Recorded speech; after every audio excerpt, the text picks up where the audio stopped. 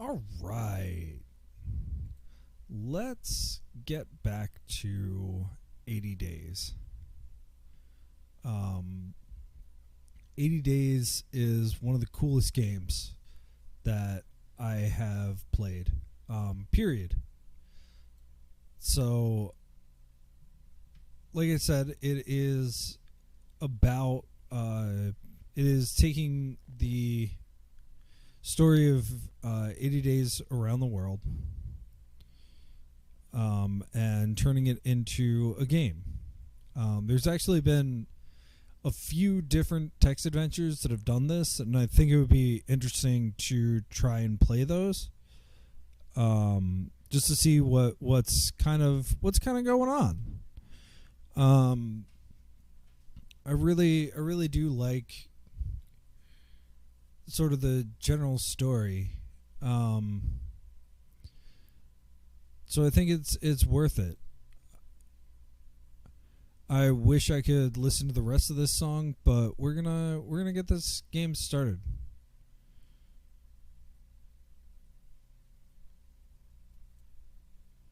And all right. So London, 1872. I've entered into the service of a new gentleman. It would seem he is a gambling man. Let's turn this down a bit.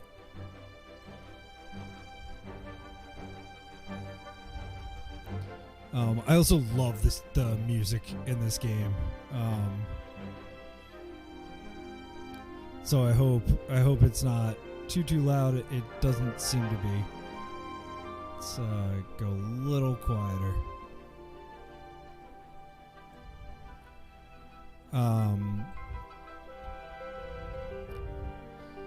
It would seem that he is a gambling man.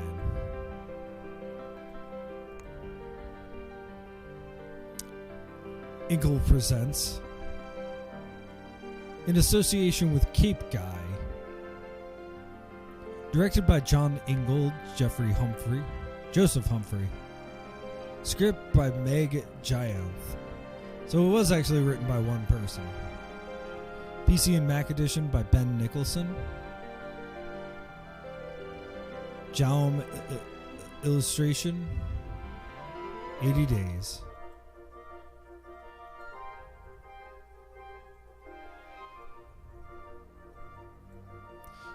Based on the novel by Jules Verne. And we start in London. So I'm going to try to go some different paths. So the main way that we go about this, click to begin. Begin. My master returned home from the Reform Club with a strange gleam in his eyes. Passepartout, he says, we're going around the world. Pack my evening jacket. There's not a moment to waste. You, Passepartout, now have funds. So we can go two directions. Quickly, Passepartout. Collect our things and we'll be off. Passepartout? Passepartout. So let's pack. So, a couple of things in this game. You manage your luggage. I want to go through Russia. Let's pack the Russian timetable. We absolutely should pack the evening jacket. There is a set of statistics. The statistics are mostly handled by your items. There's other statistics as well. We can take a look at those. But your items provide different benefits. So this is part of the Englishman's Wardrobe set, and we have all of it. So it's going to make us look like an Englishman. We have the Russian timetable, so that's going to give us a bunch of routes, and we're going to go that direction. We're going to go Russia. We're going to go east and around. I've tried a lot of different times to go west. I don't think you can. We'll find out, though. I want to really, really try.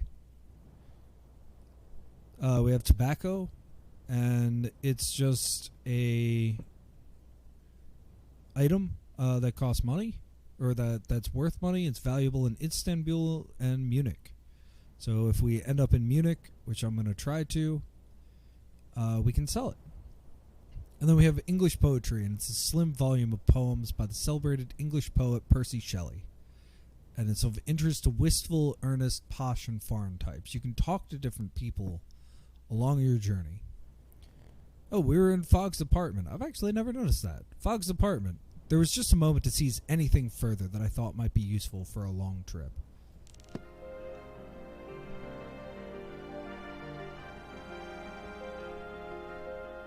So we have now our Russian train map. We can get all the way to Beijing that way, which I think is interesting.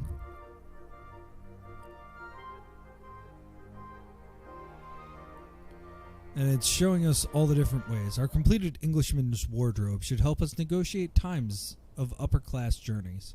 So let's depart. Typically, I go up to Cambridge. I'm going to go down to Paris. We're going to embark. I don't think it costs us anything. It does not. So we have a couple things that we need to manage. We're on the Amphitrite Express.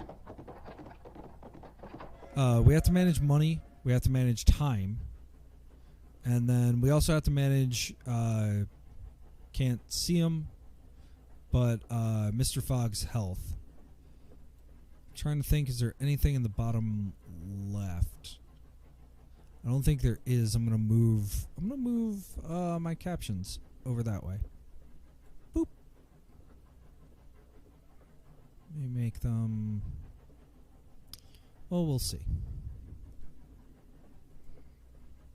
We left aboard the 825 from Charing Cross as the final whistle shrieked its warning.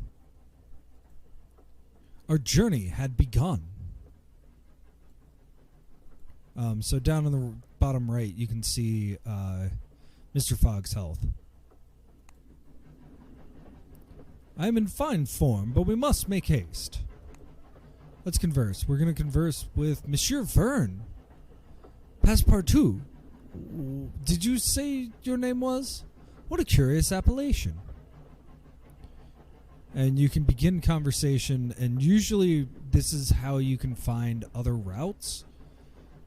But we'll see. I'm very interested in Paris. I love the smell of the Seine in the morning. Can we get to Zurich? Is there a route from Paris to Zurich? Yes, my uncle was in an accident aboard the Alberg Express from Paris to Zurich. Can we get to Munich?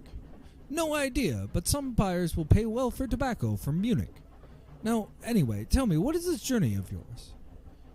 It's a wager, monsieur, nothing more. A wager?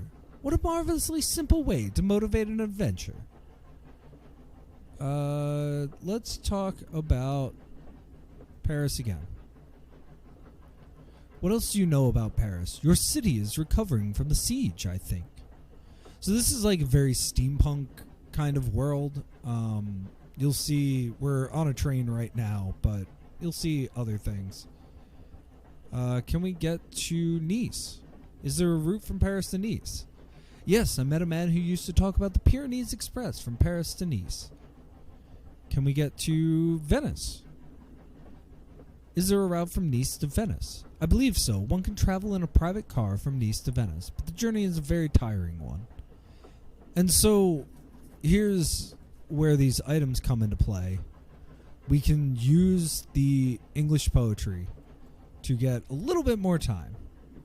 Are you a fan of poetry, Monsieur Verne? Let's talk about Venice. Do tell me more about Venice. They say the whole city is a ship. Can we get to Belgrade? Is there a route from Venice to Belgrade? You'd have to ask my secretary, but the fastest way to Belgrade from here is through Munich. Can we get to Luxor?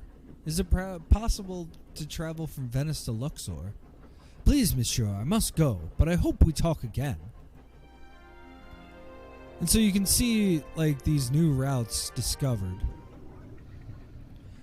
The Amphitrite Express rattled along narrow-gauge rails to Dover, where its fins extended and plunged directly into the channel.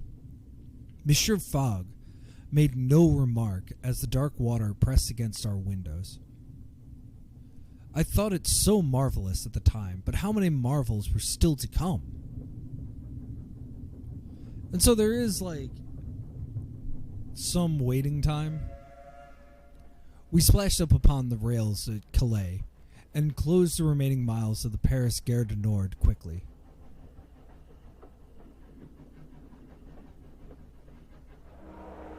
And we're in Paris.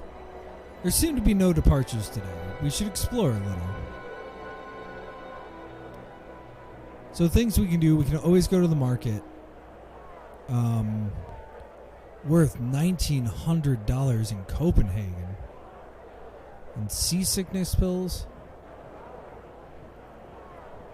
And a European carriages list.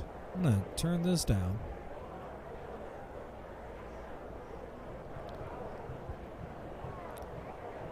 So I think it's totally worth it to buy things. Especially early on. Because you can always sell them.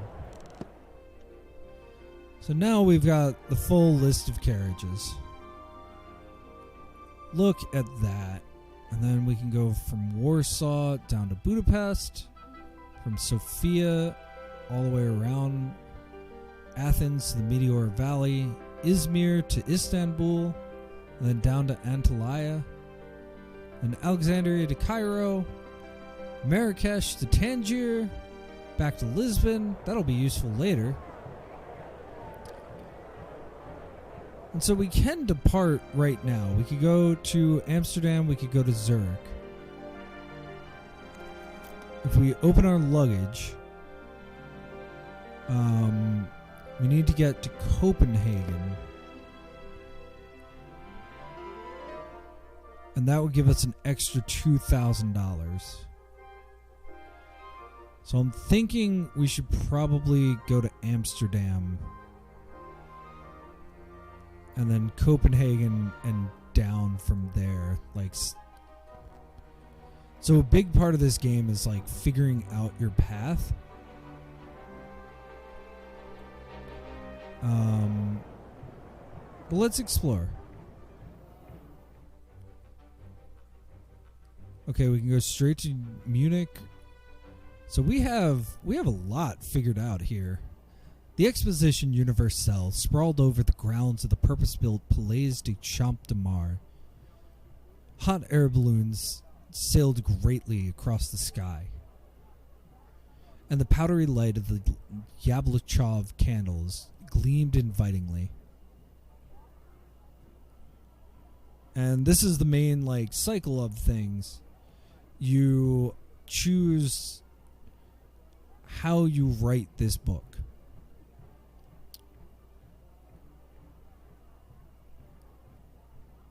I was flooded with memories of the siege of Paris and my own small part in it. It was hard to believe that only a year ago I had been a uniformed soldier of the National Guard, manning the fortifications alongside students and shopkeepers and journalists turned riflemen. I had stood on barricades that January when the Prussians bombarded Paris with their Krupp guns and gleaming airships night after night on Bismarck's order. And I'd screamed my defiance and rage to the sky and wielded my killing rifle with fierce gladness, for they were destroying my home, my heart, my beautiful feral city. The bombardment lasted only 23 nights, but it felt much longer and more terrible. I'd stood alongside Delescluze, who fought with reckless courage, and felt my heart lift when he said, "The Frenchmen of 1870 are the sons of those Gauls for whom battles were holidays." Back then, I thought we would prevail. We would have to. That the other nations of the world would send aid, that our battalions in Loire would triumph and march to the city. I thought our courage could stave off thirst and hunger and cholera as well as Prussian guns. But Paris had surrendered, and the next month the Prussians rode their horses through the city in victory while we ate Bismarck's grain and meat. as promised in the armistice. I looked at the gleaming, peaceful streets of Paris now and saw only war and siege. I snatched the Prussian airships from the air and muted the sounds of the artillery. I scrubbed the smoke from the sky and left only the pink-tinged ochre of the sun setting. I doused the fires raging around the city and resurrected the horses, rats, and cats from their slaughter. I resurrected the Paris of my childhood, its gaily lit cafes and dark catacombs, its boulevards and gutters, its poets and radicals, its dark-eyed youths with whom I had danced and kissed on the banks of the Seine. I promised myself that this is how I would remember Paris. It is how I remember my city, even now. So let's plan. Yep, before 5 p.m., let's head to Amsterdam. Great. So one of the things always draining your resources is sleeping. You have to sleep. But there's a hotel. And it usually costs like 150 pounds. But it's got to be a way to figure it out. We took a hotel for the night. We will be comfortable here, Monsieur Fogg remarked. But traveling overnight will often be more efficient. Where possible. We cannot travel where it is not possible, certainly, he replied. Still, the surrounds of the Hotel Ritz were most enjoyable. Hurry up, Passepartout. Don't drop those cases. Depart. Let's go to Amsterdam. Hire a second car. So you can see that we're in this cool, like, little car thing. I like it a lot. The art in this is something that, like, we talk about, like, text adventures and how that's so important to be able to describe those things, but I think there's other kinds of text-based games that are really, really valuable. We found a member of the Coachmakers Guild to carry us to Amsterdam. She loaded the cases onto the back, stoked the boiler, and took off at high speed along the coastal road, swerving around each corner with considerable skill and, I think, some glee at our discomfort. I clung on tight. This would be a terrific ride. So we can always read the news. Not always, but when it pops up. And we have the Times, Amsterdam threatened by refugees. It just gives you a little bit more information. Once or twice, the metal-rimmed wheels lifted the chassis clear from the road on one side, only to bump down after a chuff and puff more of the engine. We must have topped 40, perhaps even 50 miles an hour. A fabulous way to travel. The Polish inventor Bozak, who had first attached a perfectly decent locomotive engine under a flimsy wooden crate, was clearly a genius. Such cars were growing in popularity, starting from their use in farmsteads and extending up through the classes. There were those who said such contraptions would soon be privately owned, and not just by members of the Coachmakers Guild. As we rattled along, I spoke to our driver about what lay ahead and learned that you could pick up stopwatches in Copenhagen you can sell for profit in Tromsø. Interesting. Seem to be no departures today. We should explore a little. Anything in the market? We have a little bit of room.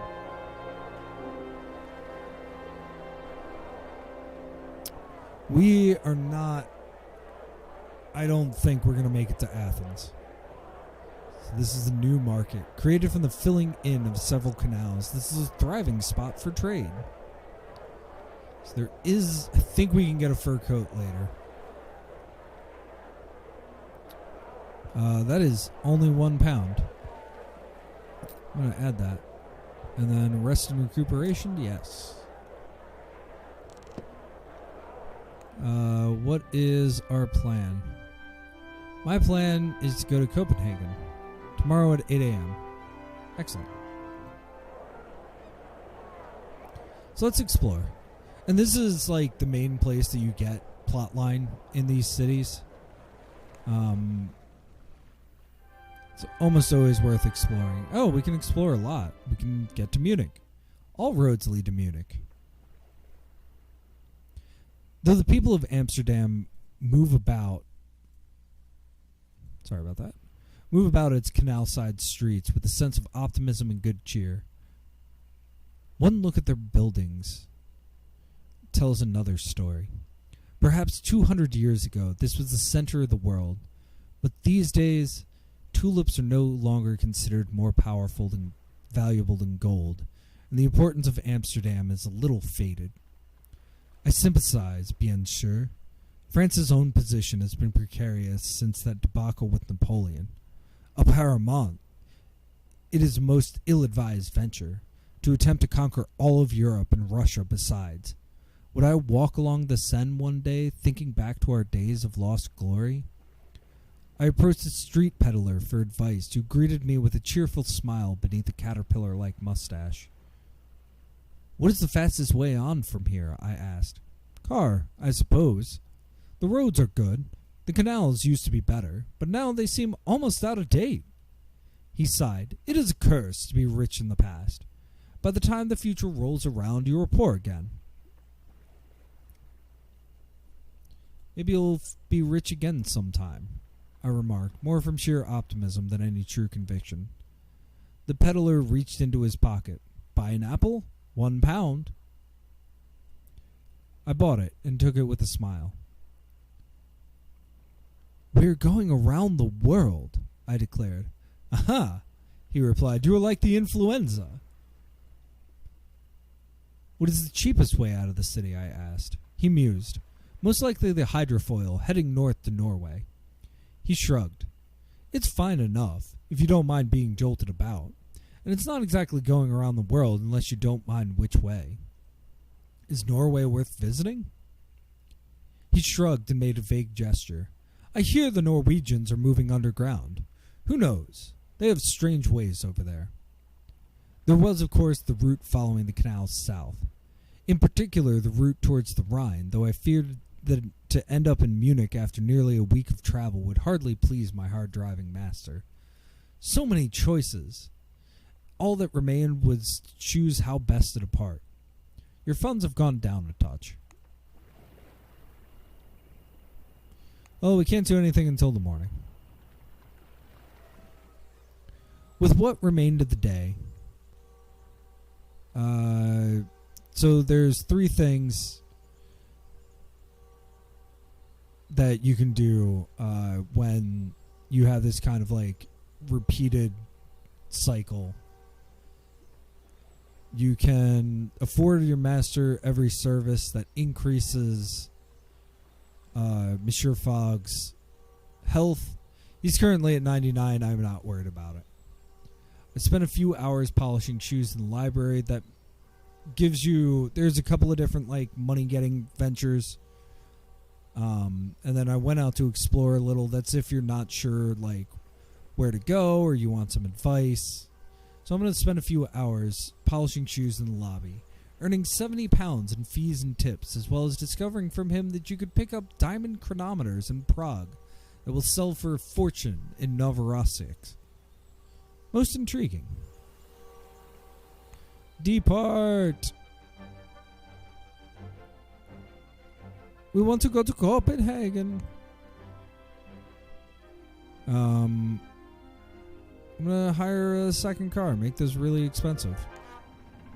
Honk. So again, we're just kind of like rolling. Our next leg was another short trip in a car. I bounded in, eager to get started. We hired the same driver as before. "You two!" she exclaimed. "Get in!" Fog is fine. I do want to converse. So, you want to converse anytime you're not sure where you can go? Pray, tell me about Copenhagen. Hardly seems important. Can we get to Zurich? No idea. But I know that you can pick up cuckoo clocks in Zurich that'll sell for a fortune in Istanbul. Can we get to Warsaw? Who cares? But you can obtain wax cylinders inscribed with music in Warsaw, extremely valuable in Odessa. Oh, we're in a Bozek car. As we departed Amsterdam for Denmark, I begged Monsieur Fogg to allow me a turn at the wheel. He looked at our driver, who smiled and happily moved to one side. The wheel beneath my hands was like nothing I have experienced before. Such a responsibility, knowing the slightest sneeze could send us veering into a ditch. I drove by sheer instinct, quite without thought to the mechanisms involved. That, presumably, is how we came a cropper. I had assumed the car would start as normal after we paused on a slope to avoid a wandering passerby. I was mistaken, however, as we rolled backwards. I do believe that all that stopped us was the ditch into which we tilted, caught like a ship in a bottle. Far worse was the expression on my master's face. Hours later, the car was fixed and we were able to drive on, but the irrevocable had already occurred. We were now a day behind. Honk. What's the news? Phileas Fogg attempts round-the-world adventure.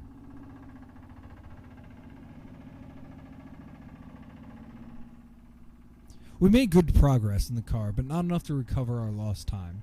Toot, my friends, toot! So, our driver asked quite suddenly after a full day and a half of silence, why are you going to Copenhagen anyway?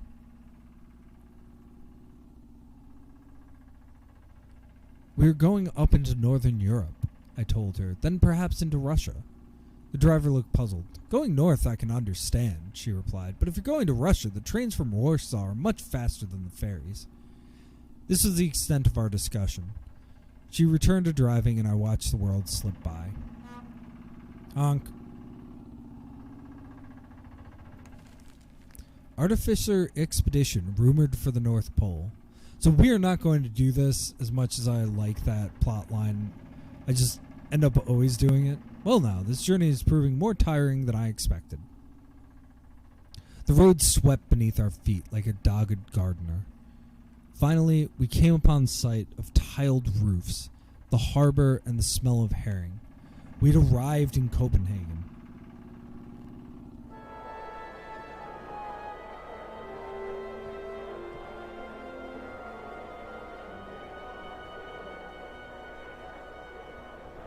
The Chateau de Crème wine could earn us well here. Yes, that's why we went there. Boop! Yeah, $5,000. Where do we want to go? Alright, yeah, for less than $1, I'm getting the runaway whistle. Apples? Interesting. You can go around the whole world, but nothing surpasses a decent apple.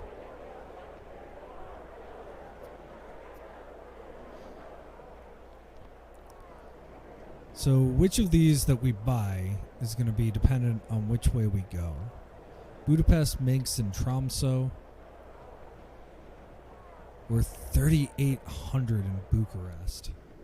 Is there a way for us to get to Bucharest? Don't know. Let's go into the hotel. I love the background in this. Like, I didn't notice this before, but like we're up high north, so the light never fully sets. Just a really nice little touch. There's so much about this game that's just like, oh, that is a nice little touch. Copenhagen had spilled out of its old fortifications in the last few years. New homes were built overlooking the gleaming lakes, and the glacis all flattened to provide foundations for new development. We had a few hours to spare, so I paid a visit to the Amalienborg Palace, winter home of the Danish royal family. We were stopped at the courtyard gate by a pair of guards in full livery. What business do you have in the palace? Purely sightseeing, I replied cheerfully. Sightseers are not welcome in King Christian IX's private residence, the guard replied. We strolled away, passing a hooded woman in the plaza outside who dropped something that clattered to the ground. She froze. I stooped to pick up whatever it was and handed it back to the woman's trembling fingers. "Thank you," she croaked and slid the canister back under her cloak. We were just across the narrow bridge into the old town when we heard an explosion and looked back to see a tall column of black smoke rising from the direction of the palace. Smoke, but it seemed no flames. As I said, my friends, a town of new developments, each more alarming than the last. Relations with Fog have improved slightly. Let's explore.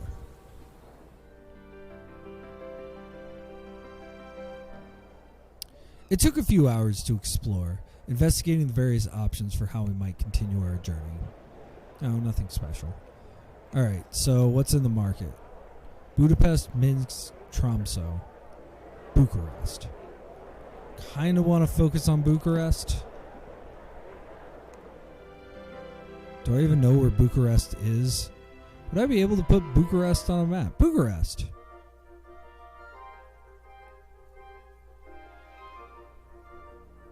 So we definitely don't want to go back.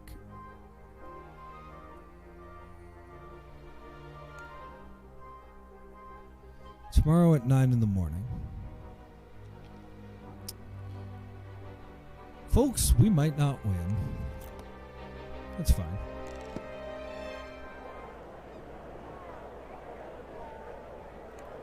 Let's do the hotel. As night fell, I helped the kitchen staff to clean, earning £114, as well as discovering from him that some buyers will pay well for evening jackets from Prague. An excellent snippet. So I have to do this really, really quickly because I forgot to buy that thing. So time management is definitely part of it.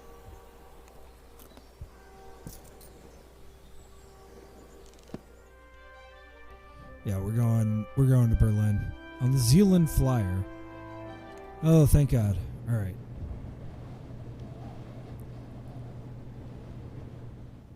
We boarded a fast airship called the Zealand Flyer, bound for Copenhagen. We don't need to converse. Let's wait. Tourist seen persuading bomber to blow himself up outside Royal Palace. Huh. I passed the time eavesdropping, hoping to gather information for our next leg, and I picked up from a nervous Turkish clerk that it was the military who controlled the airships out of Rome. The airship touched down a few hours later.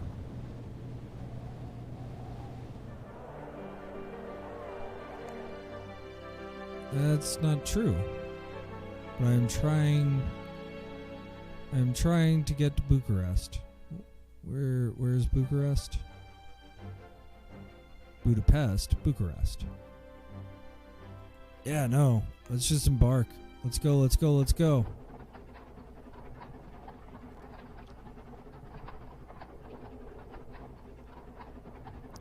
Trevithick steam carriage.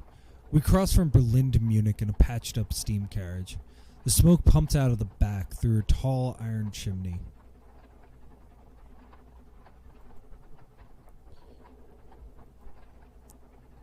Leaving a soot-smudged wake which trailed behind us like a flag. Our driver, Christoph, could not stop talking of his father, who was an engine driver and had just been promoted. "The Kaiser has merged all the state railways into the Reich Railway," he told us proudly. "We have the most efficient system in all of Europe." "What of the Orient Express?" I asked. He grinned.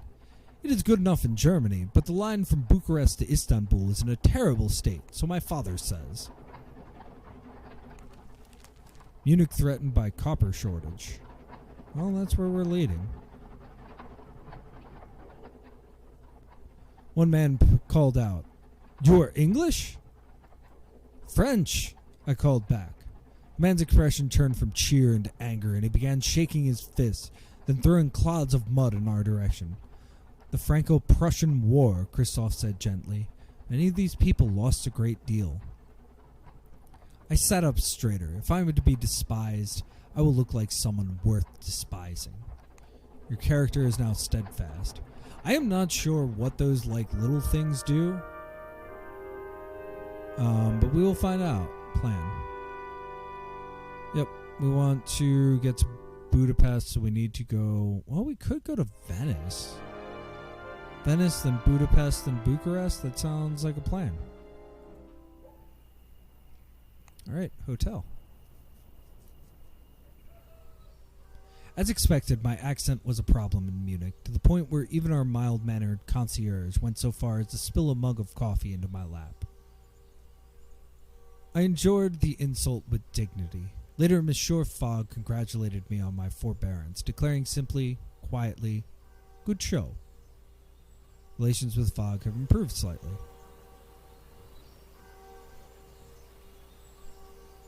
Yeah, I just want to sell this. Head out.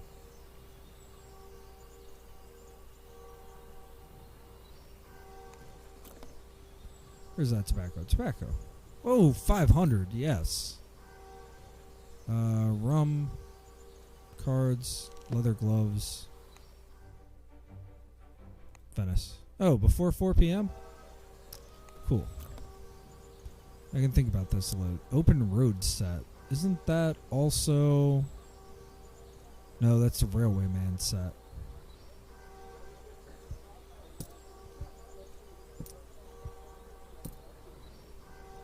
It's a Marienplatz market. A busy plaza, almost tediously wide. Ooh, a game of whist later, I think. Now, let's get moving to Venice. Oh, no!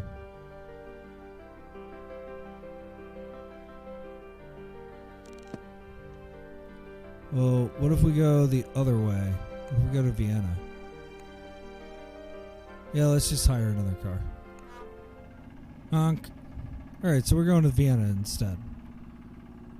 And that's that's the main loop of this is, can we go this way? Sometimes you get lucky, like we are in Europe right now, and we have a ton of routes figured out. Sometimes you're not, and you're like, well, I gotta burn all this. For inexplicable reasons, there was no way to board the Orient Express at Munich. Something strange to do with custom laws, though I understand it was actually retribution for unpaid fees. It seems the Empress charged countries for the privilege of being connected, rather than the other way around. We ended up cramming ourselves into a steam-powered car instead and chuffing along. Character is now organized. Fog is hurting. So you can see, just doing a little bit with Fog does quite a number. It's a couple of points. Keeping up with that will make sure that he doesn't die, which is obviously a bad thing. It was a pleasant enough ride, and our driver, one Mikhail Hertz, regaled us with stories of his time on the Indian subcontinent. It seemed he had been employed to haul palanquins along the Grand Trunk Road connecting Kabul and Agra. Before Agra wandered away, he finished cryptically.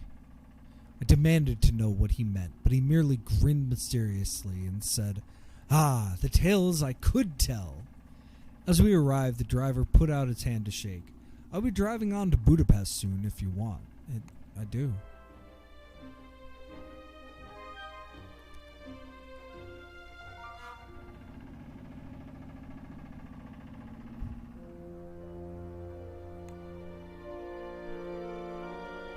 Yeah.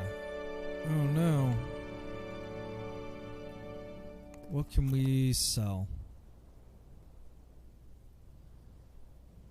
No, but we're going to Bucharest, so no, I'm not doing that.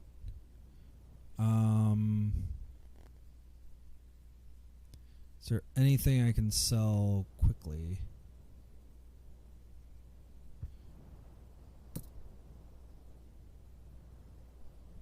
Astrakhan. Wonder where that is.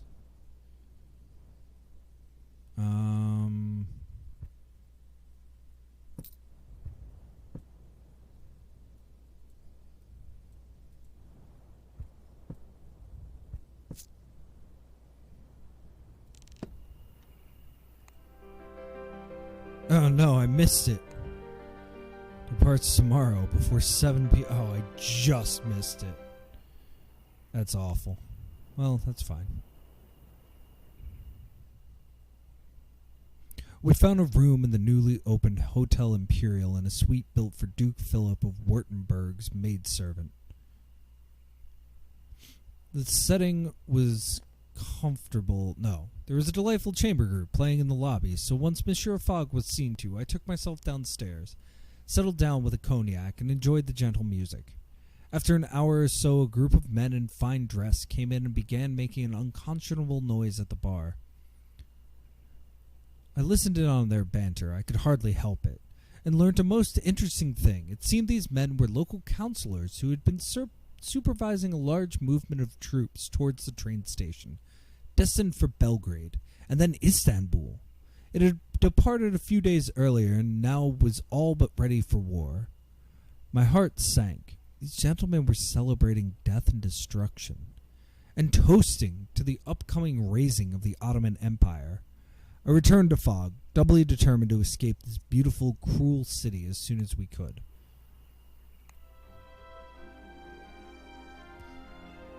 If it's really 7 p.m., let's take advantage and explore. Oh, we could go. I went out to explore the city, and I saw the presence of the army everywhere. I did not see a single flesh-and-blood soldier.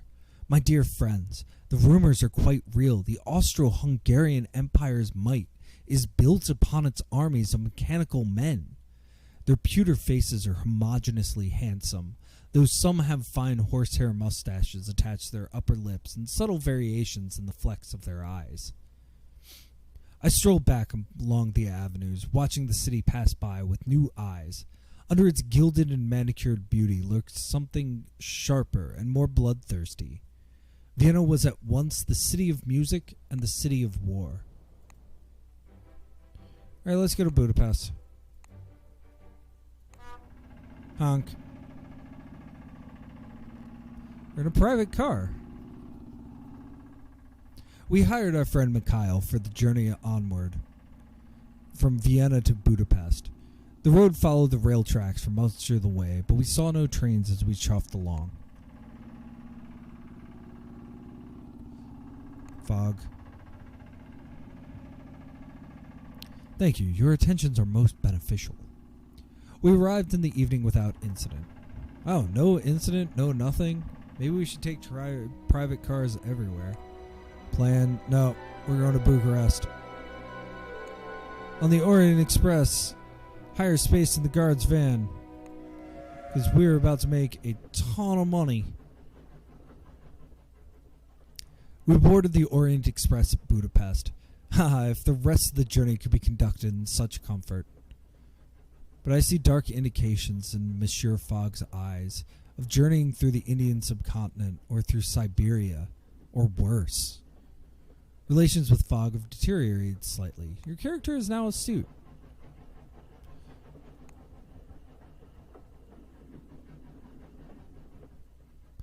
I retreated to the dining car to keep out of Monsieur Fogg's way. It was empty but for a mechanical soldier who stood to attention near the door. He had an odd expression. Were he human? I would have sworn it was grief, emanating from those enamel eyes. But it must have been a trick of the paint, no? I leaned closer and said, "Bonjour," in a bright tone. The automaton said nothing in response. They are most curious devices. Yeah, let's work on Fogg. There we go, up to 90. The next day was short, and we arrived at Bucharest before noon and without incident. But as we disembarked from the train, there was a loud commotion on the platform. A young man staggered across the concourse towards us, clutching something to his chest. I reached out to catch him, and his arms opened. As his arms opened, he revealed a bloodied shirt and hands covered in yet more blood. I caught him regardless, and he slithered down against me, smearing his blood onto my shirt. He looked up at me with wild eyes. "Please," he murmured, "tell her they found me." With that strange message, he pressed something into my hand and fell to the ground. A swarm of train guards massed over him, and he was lost from view. I stayed until he was taken away, and the guards did not move me, assuming I was a relative or a friend. But in truth, I was simply shaken to my core. Only once I was outside the station did I open my palm to see what he had given me, a small cube of black glass.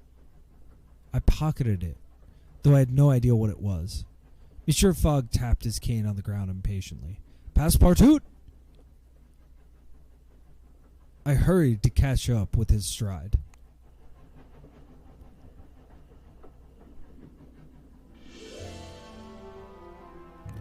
Market.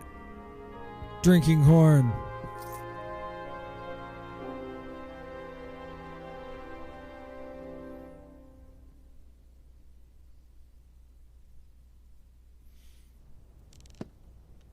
Very good bargaining, Passepartout.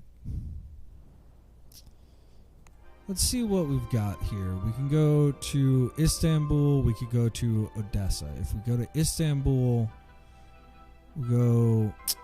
Dang.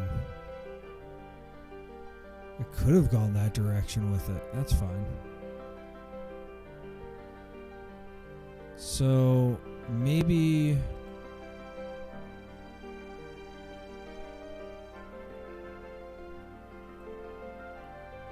So I had this whole plan of going that direction. Let's go south. Let's go to Thessalonica.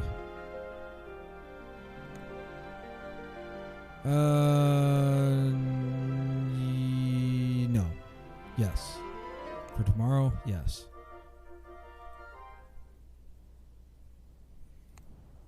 It's not happening till tomorrow anyway. Monsieur Fogg informed me that Bucharest was known rather widely as Little Paris. He was most certain to make me feel at home, though my Frenchman's pride bristled a little at the comparison. I took a tram to the city center, which was modern in every sense of the word. Electric lights illuminated all but a handful of shop fronts and boyars' residences. Bozek cars sputtered oil fumes into the air, and vendors hawked all manner of little automata on street corners. A cunningly fashioned lamp, in the shape of a lily, proclaimed the local Artificers' Guild outpost. I pushed open the door and immediately began to cough from the dust in the air. I looked at the dark-haired woman behind the far counter. She seemed startled at my appearance and narrowed her eyes in suspicion. "Sucez ça va, Jou?"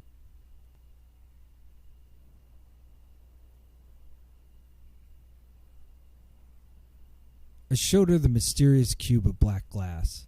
Someone gave me this, along with a message.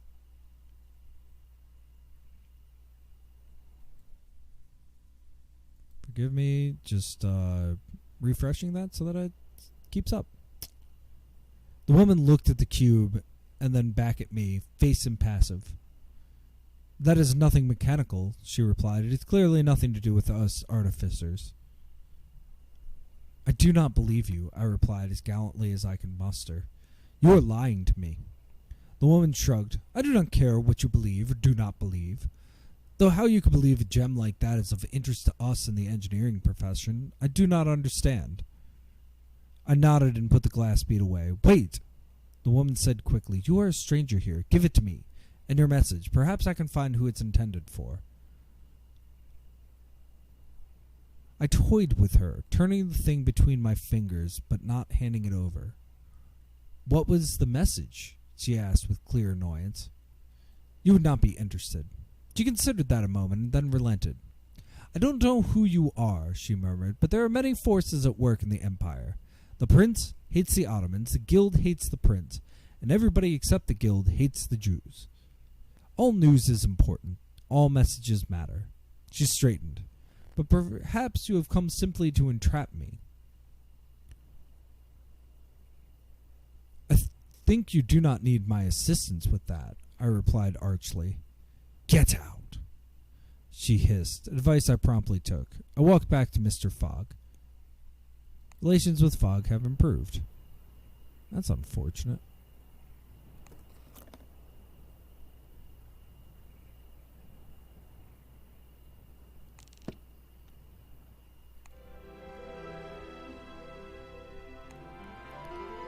Yeah, because that's what we paid for. So we're going to Thessaloniki.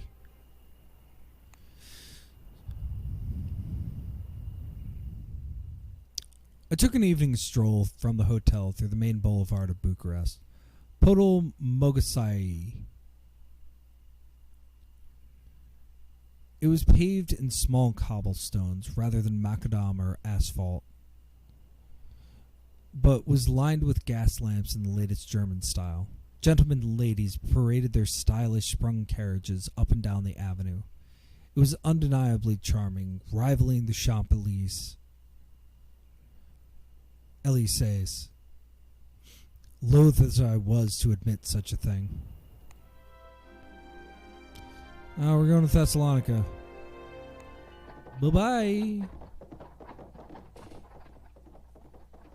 From Bucharest, we hired a phaeton to take us through the mountains and into Greece. Florin, the driver announced abruptly, sticking out his hand. I shook it, though it was covered in oil and engine grease. Get in, he said, jerking his thumb at the carriage. We did so, and he began the process of igniting the boiler inside the horse.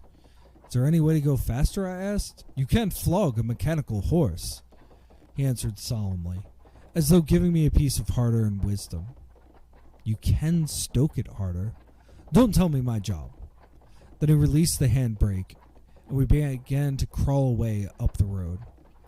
Relations with Fogg have deteriorated slightly. Your character is now sharp. Let's converse. Greetings, Monsieur Florin. Just Florin. I need to know about Thessaloniki. Thessaloniki is named after the half-sister of Alexander the Great.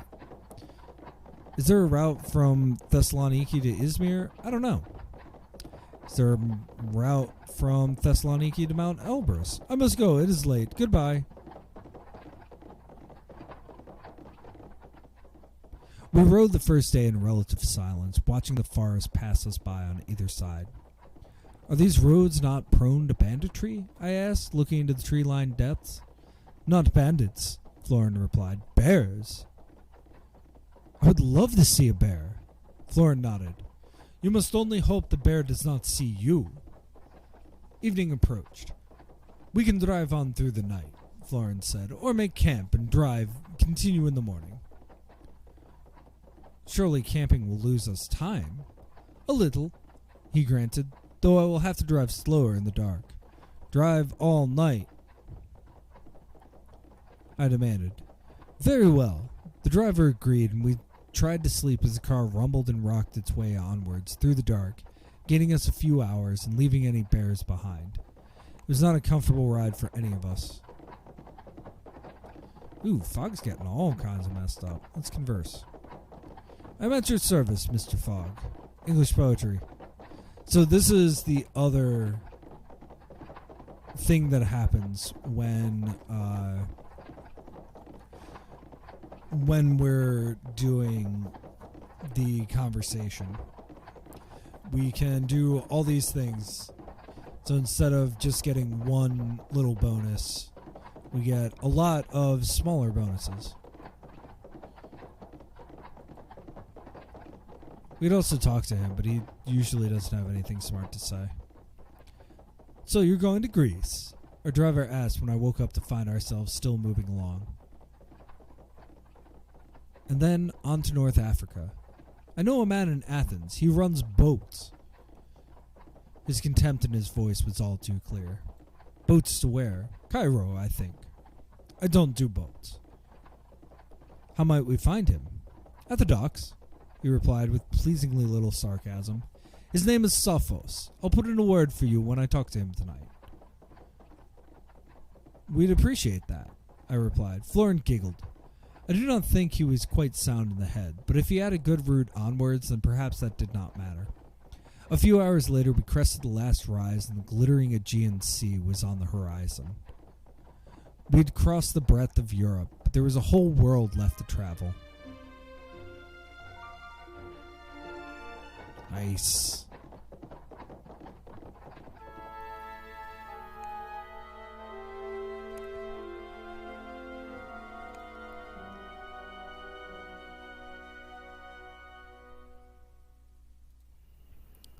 So this is definitely a slow path.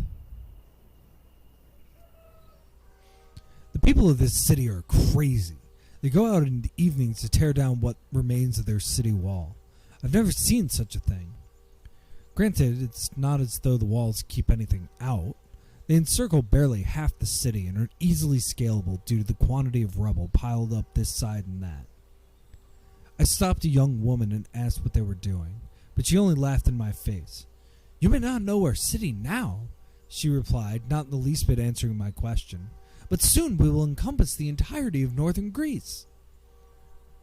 "A mighty prize," I agreed in earnest, and she nodded wildly before raising the sledgehammer she had brought along for the occasion.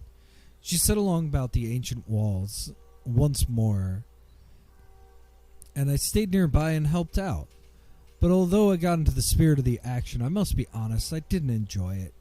I'm a gentleman's gentleman. My handiwork is delicate. Oh, but we got a hammer, which we could just sell for 200, but we have plenty of money. And yes, we're going to the Meteor Valley right now.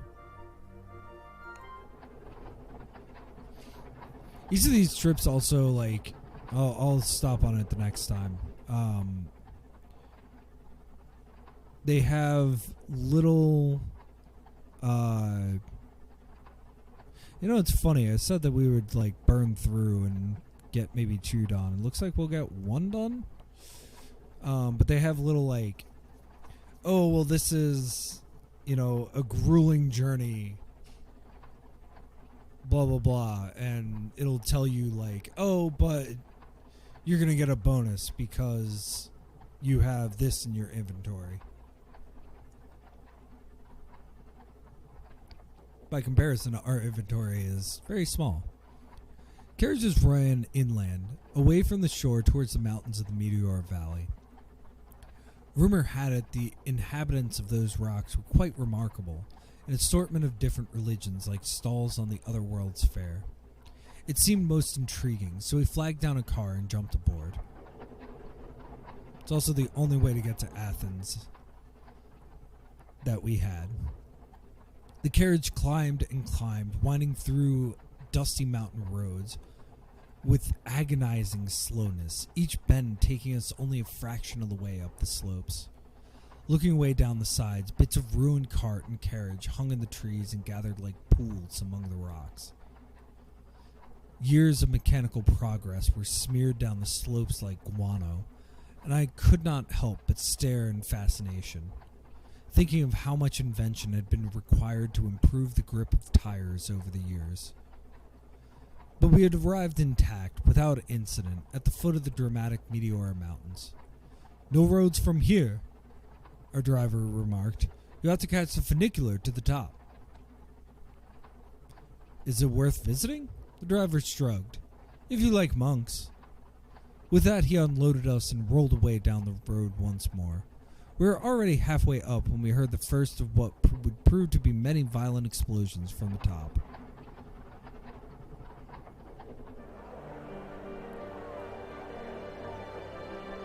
Alright, let's explore. Atop the high stone pinnacles of the dramatic Meteor Valley, we encountered a most curious religious group. At times, it seems to me the power of the spiritual can move mountains. And in the face of the truly devout, I regret my checkered past and many dubious careers. Certainly, that is how I felt upon encountering the levitating atheists of Farlam. They do not truly levitate, or rather, they do not levitate entirely freely, however light their hearts may be. Instead, they float, rising up the central chimney stack of their building while seated atop a half balloon of stiff canvas. The plume from the boiler below is strong enough to carry them high into the air. And my heart was in my mouth watching them. How, after all, would they come down? At the apex of his flight, the monk was a distant speck. Then a moment later, the levitating monk's parachute opened, and he drifted out of sight into the valley below. "Passepartout," my master remarked, looking calmly across the view. I do hope you are not considering joining in with this practice. The idea had not occurred to me before, but now I found myself tempted, and surely my master must have known I would be. A nearby monk caught my eye. Are you an atheist, monsieur? Do you wish to see the world as it is, and yourself in relation to it, a mere moving speck? I'm no atheist, but it seems a remarkable experience. I myself have done it 100 times, the monk replied with a gentle nod, and I believe without the aid of divine protection either. Perhaps you would allow me to try? My pleasure. Perhaps we will make an atheist of you yet. Friends, I cannot describe the effect that the monk's remarkable devotion had on me. To be 1 minute still, the next lifted into the air by an unseen hand, but one that is nothing but steam and hot air, to hang for an instant way above the world, in the certain knowledge that one will shortly fall. I died 1,000 times up there, but yet was still returned safely to the ground, to be gathered up by a waiting crowd of acolytes. Well, Passepartout? My monk friend asked as he landed close by a few minutes later. Do you now see how remarkable the world is? I never doubted it. The man chuckled and led me back up the stairs to the monastery. Passepartout, my master replied, as I returned to him. I hope you saw something of our onward journey from up there. Boats plying out the waters from Athens. He nodded. Very good, though I fear you might have caught the sun. Or I could go to Izmir instead. But no, I want to go... Oh, cool. Let's go.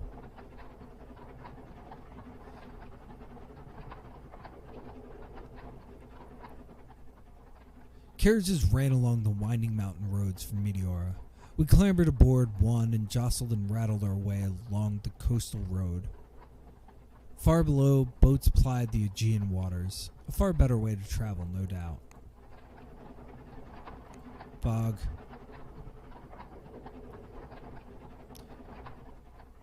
As the carriage slowly dropped downwards, our destination, my mind went back to the monks of Meteora living atop their curious rock towers, reaching towards the heavens but never touching. Would humanity ever cross that threshold? I put the question to my master, who nodded once. We will walk on the moon within the century, I am quite certain, he replied. I would love to go. I do not think encompassing the moon would aid our journey. Humanity's desire to find boundaries and then transgress them seems, to me, quite unstoppable in all walks of life, both good, bad, devout, and depraved.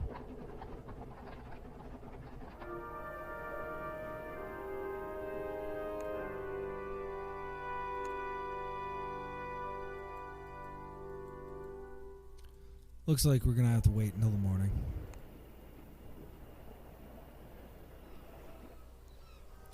My master was not, as a rule, particularly interested in the fabulous locales and exotic cities we journeyed through. Athens was the exception that proved the rule. His sudden interest was not limited to the city. He fixed me with a look. Do you speak Greek?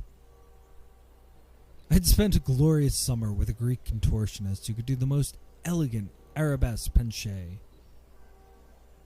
Mais oui, monsieur. I smiled sharply, repeating a few of the phrases taught to me by my paramour. Monsieur Fogg blushed vermilion. That, Passepartout, he cleared his throat, is a very specialized vocabulary. Despite my master's grasp of ancient Greek, the Demotic variant more commonly spoken on the streets eluded him. We were reduced to asking directions through a combination of mime, moi, apposite quotations from Homer, my master, and half-remembered flattery, moi encore. We picked our way through the labyrinthine streets of the Plaka and up to the Acropolis. I gazed at the Parthenon's columns. It was a magnificent sight, even in ruins. I can only imagine how it must have looked 2,000 years ago, the jewel in the crown of the Athenian Empire. It is exquisite, I breathed, interrupting Monsieur Fogg's silent reverie without quite meaning to. Alas, our quiet, companionable moment did not return. I am not doing well with fog on this run.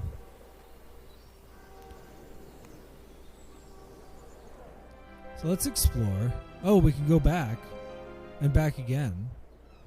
I spent a few hours in exploration, learning ways in which we might travel onwards.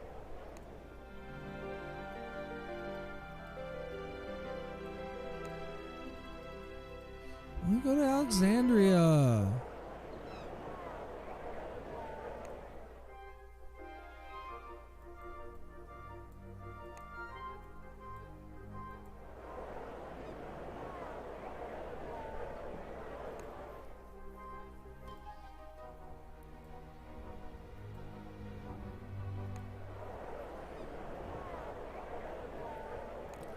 See what's in the market.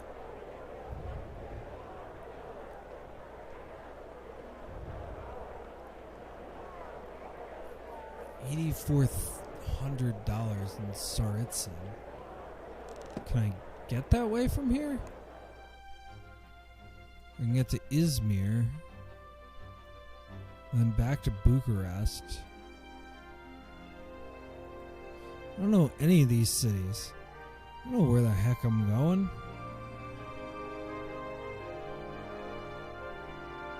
Ooh, I can make it though. I wonder, Astrakhan. I wonder if I go this way. Yeah, we're gonna go that way. And like, part of this is definitely like, you have to make choices. And try and make... Oh no, did I not pick... I don't think I did pick that up. Shit. We boarded the daily ferry across the Aegean Sea and then stayed below and in the shade, protective of our delicate complexions, so the Indian sun still to come would not harm them. I did not pick that up. Crap.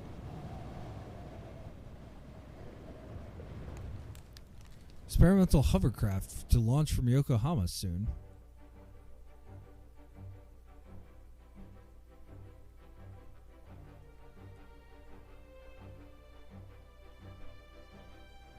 Interesting. Our passengers milled around, talking loudly and drinking ouzo chilled by chips of ice carved from blocks in the hold of the ship. The boat had an air of a market cafe or the gathered crowd before a concert. Clearly, sunshine is good for the soul. Otherwise, I spent my time tending to my master's state and keeping him comfortable, and I do believe I saw the color return to his cheeks under my close attention.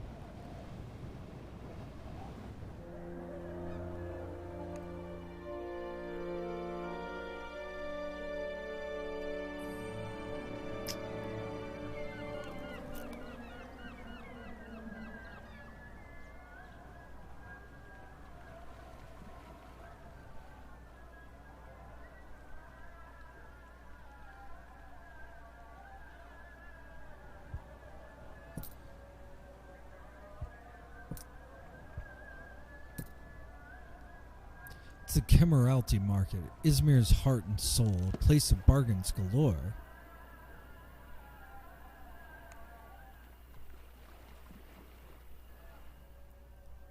The port of Smyrna, or Izmir as the locals called it, was the gateway to the Ottoman trade with the empire, with Europe.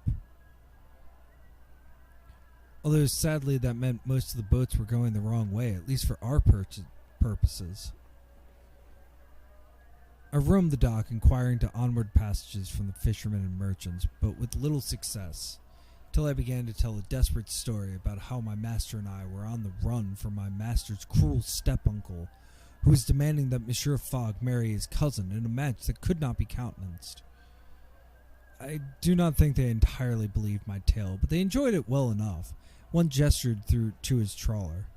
"I'll take you," he grumbled. "I sail to Antalya tomorrow." I told him we would return first thing, and he took my leave as the moon rose. A sailor played a tune on a lyre, while his compatriots sang along. It was a beautiful night in Izmir. Yeah, let's go to Antalya. Is that where? Yes.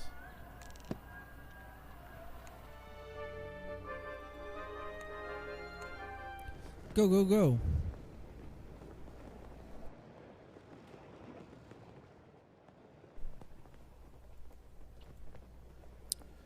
We boarded past a small boat that smelled of various kinds of fish, and which put out from port at first light.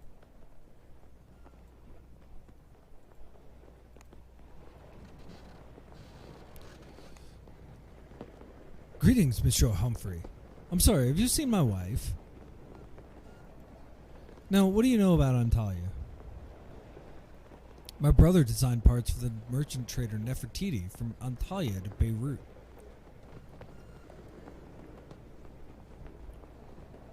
What about Baghdad? Now you listen to me. Some buyers will pay well for evening jackets from Baghdad. But tell me, my wife was born in Izmir, you know? Really? Oh, yes. Hassan speaks very highly of it. Alright. Beirut. There's plenty of refugees. Plenty in Beirut. Playing cards. Beirut. Oh, but now, Beirut is linked to Heil by Ottoman Gayak airship, but the fare is prohibitive. Hey, I've got a ton of money. What more can you tell me about Heil? Heil is the capital of the Al Rashid Emirate.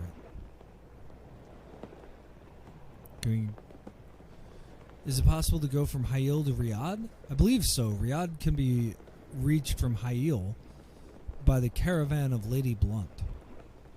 English poetry. Are you a fan of poetry, Monsieur Humphrey? You are too kind. So, Riyadh. What about Zurab Kali? Surely that would not be possible. What about Manama? I believe so. Riyadh is connected to Manama by road, but the journey is a tiring one. So we can go from Antalya to Beirut. Beirut to Hail, Riyadh, and Manama. Ooh, or I could go to Alexandria from Beirut. I could have been a fisherman. The gentle tug of the line, such a tiny signal, but when correctly read, so satisfying. The free-flowing beer that greases the line. The splosh as the fish are tossed back alive, on hearing which, the fishermen with whom we were sailing were most furious with me. I ducked hastily below deck, their curses ringing in my ears. My master looked up from his book and merely averted his nostrils, declaring, "Passepartout, you smell of fish." Perhaps I am too soft to be any kind of hunter. Relations with Fog have deteriorated slightly. Your character is now well healed. This is not going well with Fog.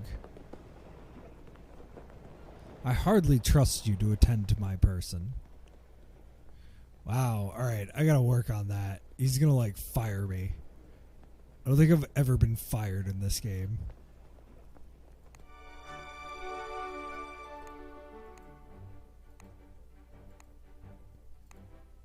So there is this overview screen. So I'm well healed. I'm passionate. I am strong at valeting. I am tense relations with Fog. That is really interesting. I don't think I've ever done that before. We rounded the coast of Turkey, clinging to the shore. We saw several other boats plying the waters. Some fishing vessels, some ferries. I asked the fisherman about the port into which we were headed. He shrugged. Nice enough place. Small. I don't think you'll want to stay long. You'll be back on a boat within a few hours. I fancy I heard Mr. Fogg groan, but no, I must have imagined it. A few hours later, we were on dry land once more. A bath, Mr. Fogg murmured. I must have a bath. No, sir, we are moving on out. We're going to sell the hand mirror.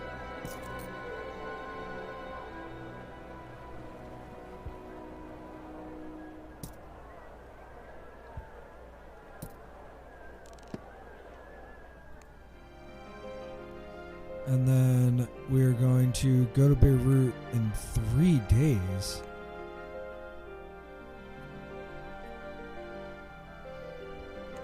Two days. Yeah, totally worth spending that.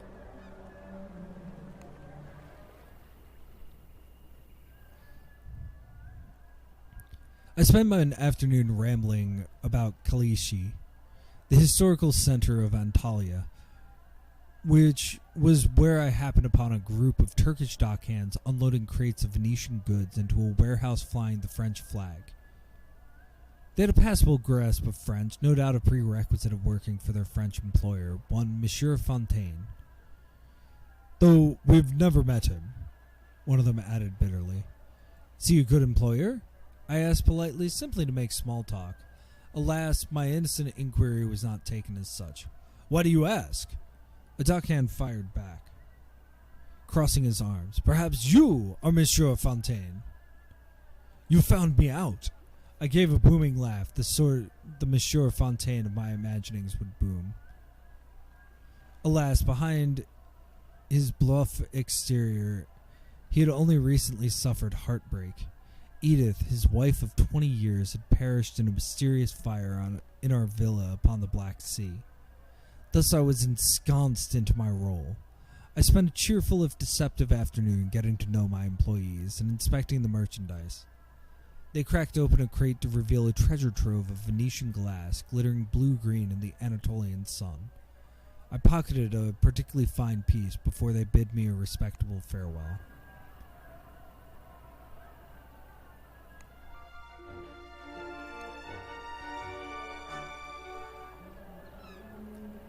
Yes, let's explore. I walked the streets a while, discovering the possibilities for how we might make progress. And didn't learn anything. Before retiring, I afforded my master every service, providing him with clipped mustaches. Depart, let's go, let's go, let's go.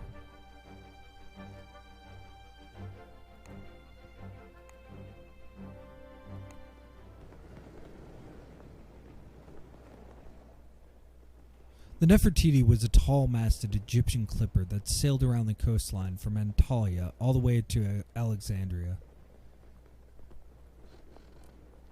I asked the skipper if he had considered longer voyages via the Suez Canal, but he only laughed. The fees, young man, are quite extortionate. How extortionate? He gave me a pointed look. You'll not buy me or my boat, he replied, if that is your intention. My liberty is worth more coin than you have. I nodded, and we did not pursue the conversation further.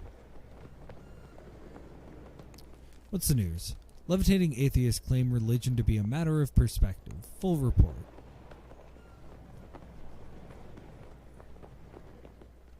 The evening drew on, and the crew served gin slings with great cheer, the captain nodding to me as the liquor was poured.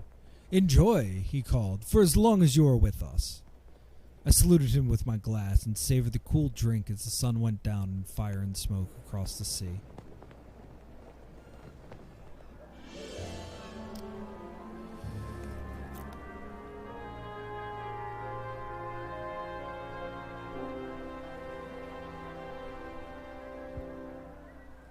Yes.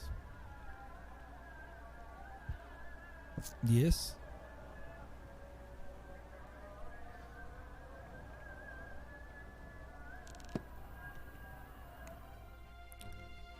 Plan to go to Hail.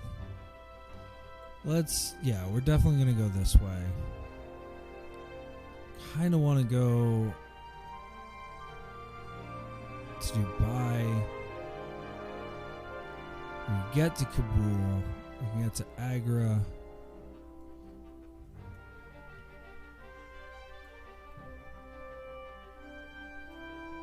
We're making good time. Okay, I feel better. I was a little worried. I was a little worried at the beginning that we were taking too much time, but we've made some good progress. We found no true hotel, only a boarding house of rooms around a central courtyard in which a fountain danced, and various people sat and talked in hushed tones. As I looked about, I found something suspect in every pair of eyes I met. So, naturally, I was curious. I introduced myself to a likely looking pair. They had just arrived from Baghdad and were full of the glories of that city.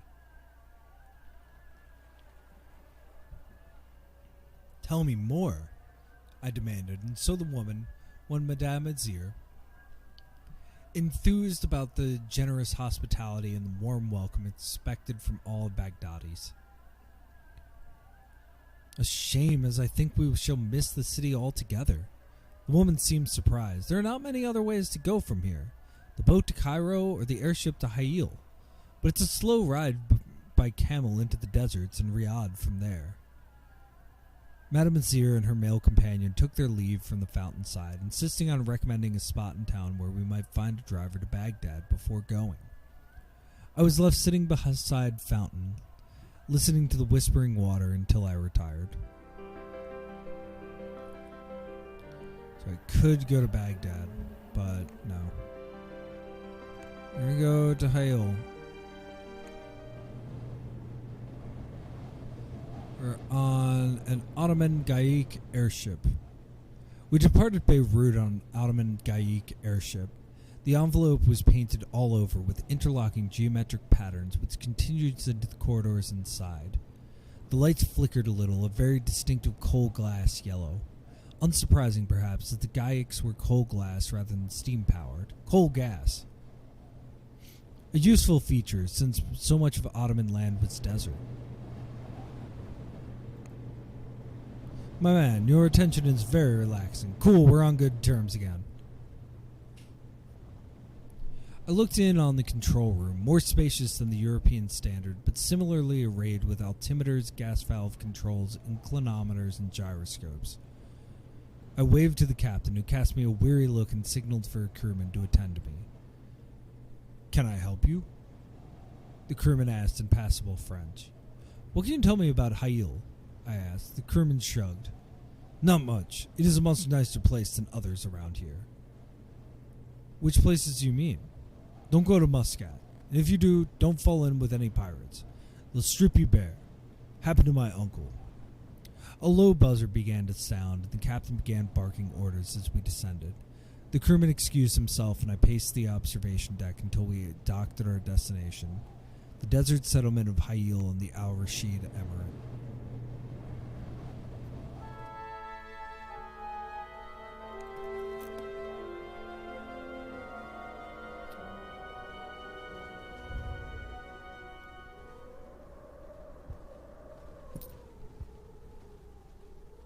We're not going that way, but I kind of want to see it.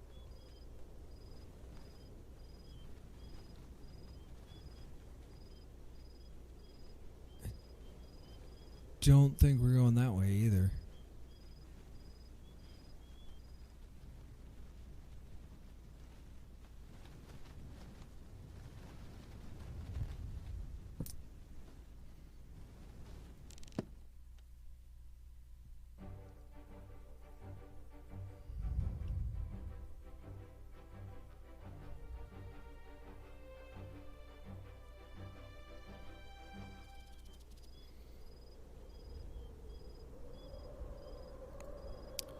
Let's sleep and see what's up.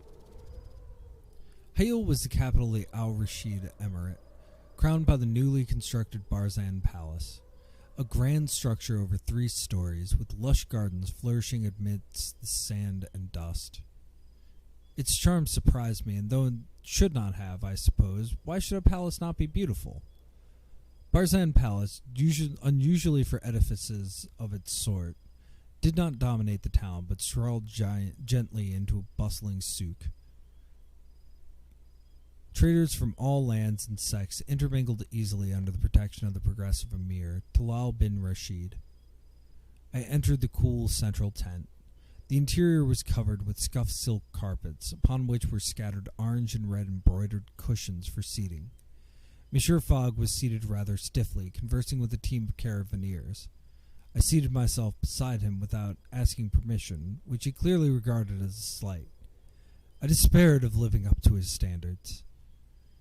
The caravanserais were Bedouins of the Al-Balawi tribe, and their sheik was mounting an expedition into the Rub al-Khali desert. Nasser was the only one who spoke English, and so was their representative. We seek the ruins of the fabled lost city Aram of the Pillars, the city of tent poles. Monsieur Fogg remembered the tale from the Book of 1001 Nights, and explained it to me with some awkwardness. The king ignored the warnings of a prophet, and so God smote the city and drove it under the sands. Or so the legend goes, but it's just that, a legend. That's not for me to decide, Nasser said, clearly in agreement with Monsieur Fogg's assessment. My sheik commands us to search for this city in the desert, and so we shall. Our expedition leaves at dawn. Join us if you will, it is of no matter to me. He bowed his neck slightly and left along with his fellow tribesmen. I turned to Monsieur Fogg. The Bedouin are an interesting people. Quite. Monsieur Fogg remarked opaquely. He said little else until a hearty meal of stewed goat and rice later. He suggested we retire to our rooms. I had a suspicion that Hail would be the last full night's rest I would have for some time.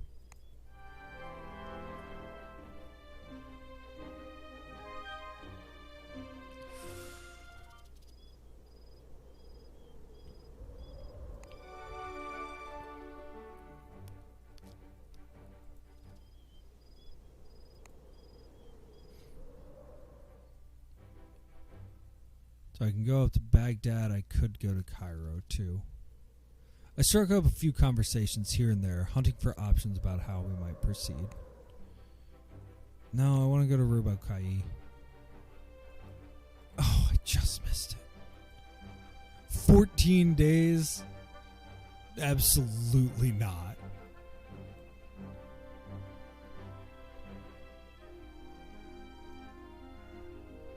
No, we're going to Riyadh. Ooh, but it is very tiring.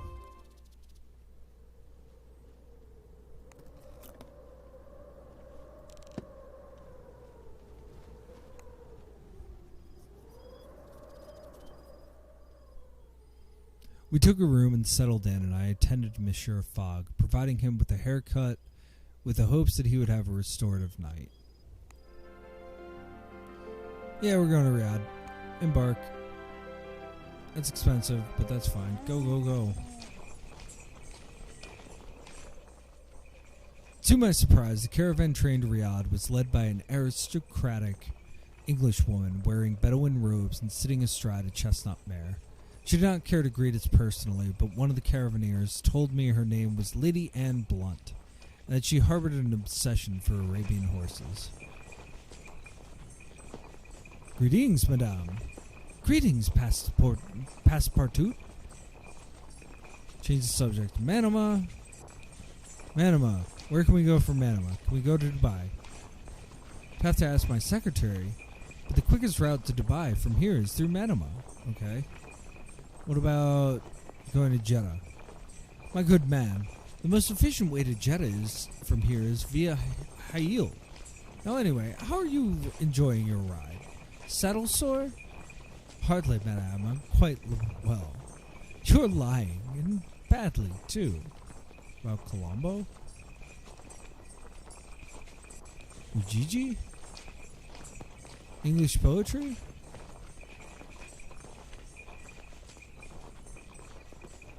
Manama. To Bandar Abbas. To Muscat. Oh, thank God.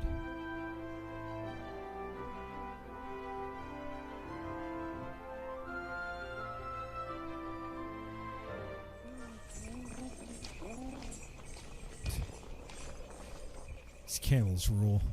8 lightly loaded camels were roped together in a train. We would be traveling fast and hard for Riyadh, Lady Blunt announced. The 2 camels at the back are yours. Gentlemen, do not slow us down. I suggested Monsieur Fogg adopt Bedouin robes, but he all but implied that he did not trust my sartorial judgment. As it was, he remained in his Seville rose suit, woolen socks, leather shoes, and cravat. I wondered with some trepidation how he would fare in the desert. Not effing well. The desert seems quite endless. I watched the caravaneers closely.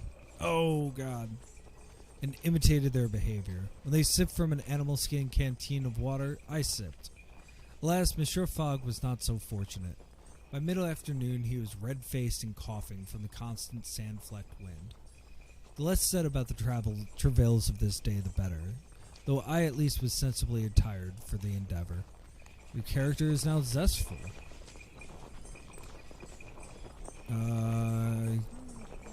Yes, I'm gonna shine his shoes as he's, losing it in the fucking desert. Lady Blunt trotted up to us during a rest break, looking at us with the same easy superiority with which Cassida, her chestnut mare, regarded the other camels in the train. I let Monsieur Fogg deal with her. After all, he was closer in social rank and background. Alas, Lady Blunt seemed uninterested in Monsieur Fogg's polite small talk. Perhaps the desert air had burned away her social niceties? One of the other camel riders gave an almighty shout and threw his skin onto the sand. A glistening black scorpion crawled on top of it. Without a moment's hesitation, Lady Blunt leapt from her horse, kicked the scorpion away from the canteen, and crushed it beneath her leather boot. She is a remarkable woman, I observed to Monsieur Fogg, who merely raised one eyebrow in cool agreement. Lady Blunt remounted her mare and called to the caravan to move on. I shook the sand from my scarf and girded myself to continue our journey. Just not doing well with Fogg.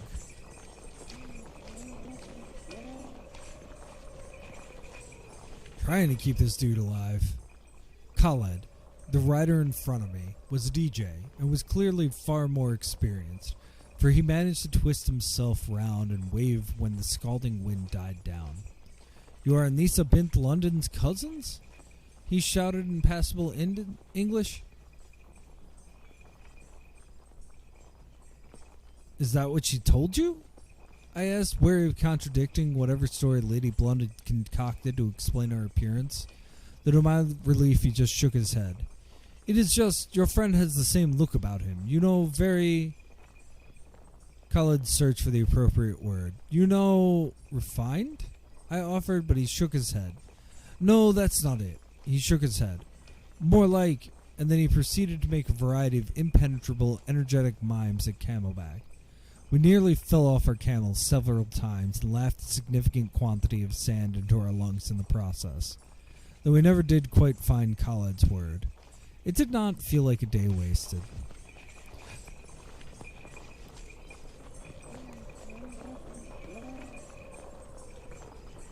So one of the things in this game that I love is that there's so many little romances you can have. The road between Hail and Riyadh was not paved, but was well marked and provisioned with caravanserai and permanent settlements that clearly relied on the pilgrim trade. I remarked on how busy it was to Khaled, who raised his eyes to the sky. "Once," he told me, "you could not spit a date stone for the number of pilgrims on this road, but the Ottomans change everything in their path." "You resent the sublime port?" I inquired, but Khaled laughed. "Some Arabs do, but I am not one of them. Change is not a bad thing," he told me. "They are building a railway line from Damascus to Mecca. Pilgrims are now traveling by steam train rather than camel." "This is great progress. The Bedouin must embrace the modern world," Khaled agreed, shining with pride. "That is the way of things. The old gives way of the new." "Do you fear Ottoman control?" I wondered aloud. "If there is a railway, they can bring soldiers and men to Arabia much more quickly." He considered my point, but disagreed. "Better the Ottomans than the British. My people have a chance to take our place in the modern world, my friend." Khaled seized my shoulder. "We must stand up or be trampled. That is the way of things."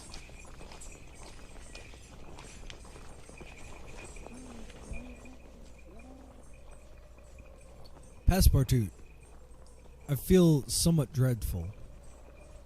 I cannot deny that I looked forward to easing myself from Camelback with the sure knowledge that I would not be called upon to mount again the next morning. Their hairs are thick and surprisingly sharp, capable of poking through even the most sturdy of woolen trousers. That is all I will record about the subject.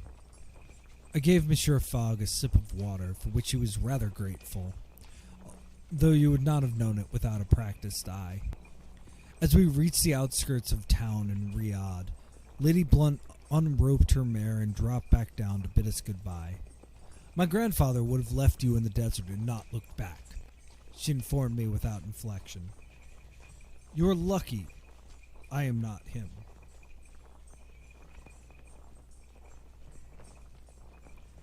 Well, quite so, given that her grandfather was the notorious Lord Byron, mad, bad, and dangerous to know, as the young London wits would have it. Good luck on your future travels, she said primly. I doubt we shall meet again. Khaled, rather more practically, gave me the name of his uncle in Riyadh, and so armed we entered the small town of pale, sand-smooth buildings on foot.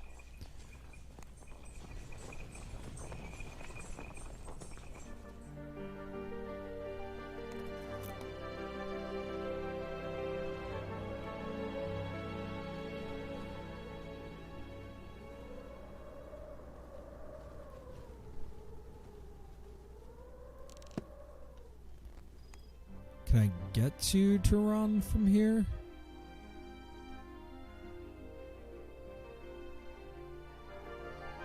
New.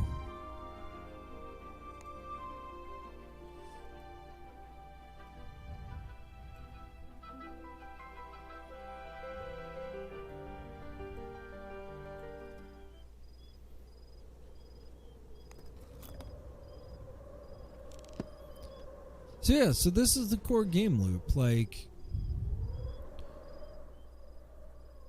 we just find things.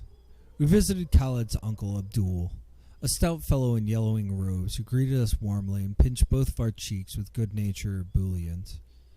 Monsieur Fogg's face was a picture of the purest horror, which I will treasure until my last breath. Alas, my master needed reminding that the Arabs have different notions of politeness from Englishmen. One of the numerous children darting about the place brought in a large silver plate of sweet dates and dark coffee, which my master graciously accepted, despite his oft-stated preference for tea. Abdul spat a date stone into a spittoon across the room with uncanny accuracy, and told us about the nearby sheikdom of Bahrain and the town of Manama. You will be comfortable there. It is a British protectorate, and it will be easy to catch a steamer to India from the port. We asked about Muscat, too, though he sucked his teeth at that. You British people call that place the Pirate Coast, but it is a good place to hire a fast ship with few questions asked. We thanked him and took our leave without much further ceremony, eager to enjoy the delights of a night under a roof after our encampments in the desert.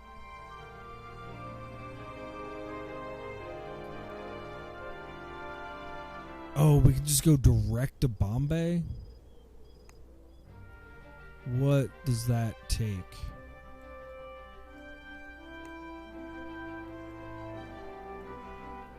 Does take a week? It's fine. Oh. No, let's go to Manama, like, now.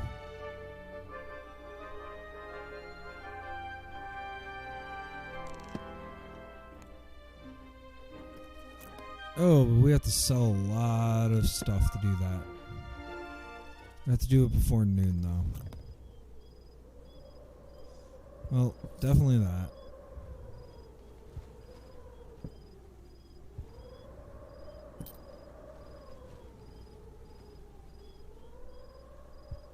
We're not going to Russia, so we can do that.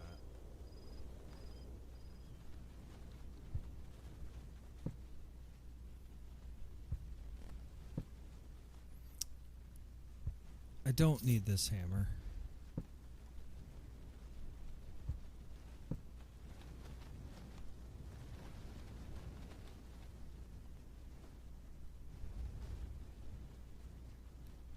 And we're not going that direction. There we go.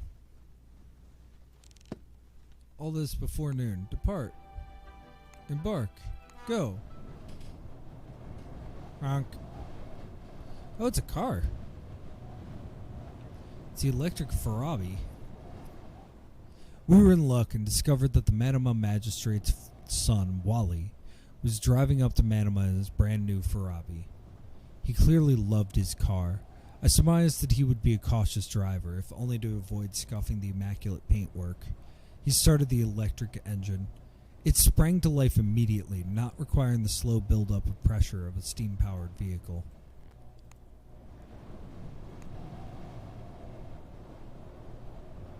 Yes.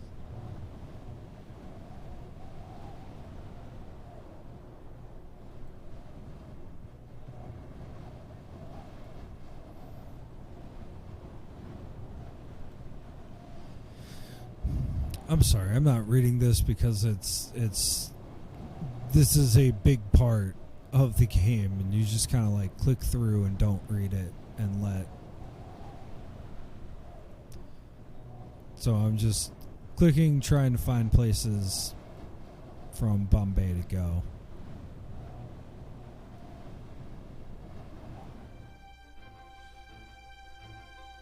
So we can get cool path from Suez all the way around to Bombay. And then nice, we got all that. We hummed along the desert road in the electric vehicle. I began a conversation over the quiet hum of the carriage-style wheels on the yellow-white sand. Have you been to Manama before? I asked. Oh, yes. Wally leaned back comfortably in the leather seats before casting me a sidelong glance. I have a lady friend there. I am pledged to secrecy, I announced. A Frenchman never reveals the details of an affair to occur. Her parents are pearl divers. They are poor, but honorable. My father does not approve, but he is a traditional man. He pronounced the term as a slur. Times change, I agreed thoughtfully. I had seen that much for myself in my travels, for good or ill. We continued our conversation in this vein until the sun set in a panorama of violet and vermilion, and the gaslit harbor town of Manama appeared on the horizon like a welcome mirage.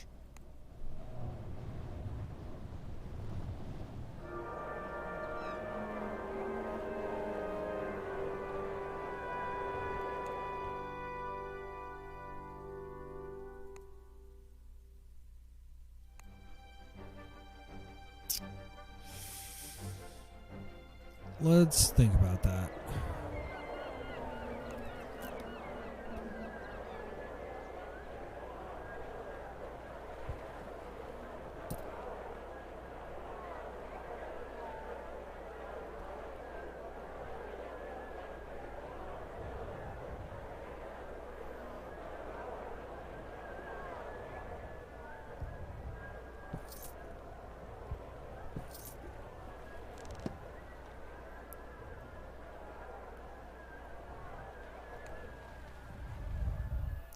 So I'm exploring. British influence over Bahrain had been cemented with the signing of the Perpetual Truce of Peace and Friendship some 20-odd years ago, which had made Manama a town most congenial to Monsieur Fogg's particular tastes. I bought some Darjeeling tea from a vendor who supplied the British residents in Bushire. Monsieur Fogg showered me with appreciation, which is to say he gave me the slightest of nods. He's not a demonstrative man, but I dare say I'm growing used to it.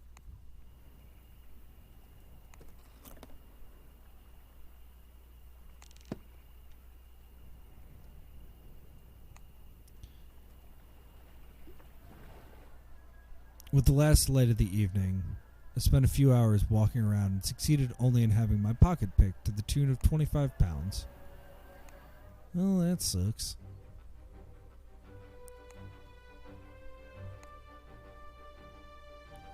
I think we can spend those 2 days. I think we're good.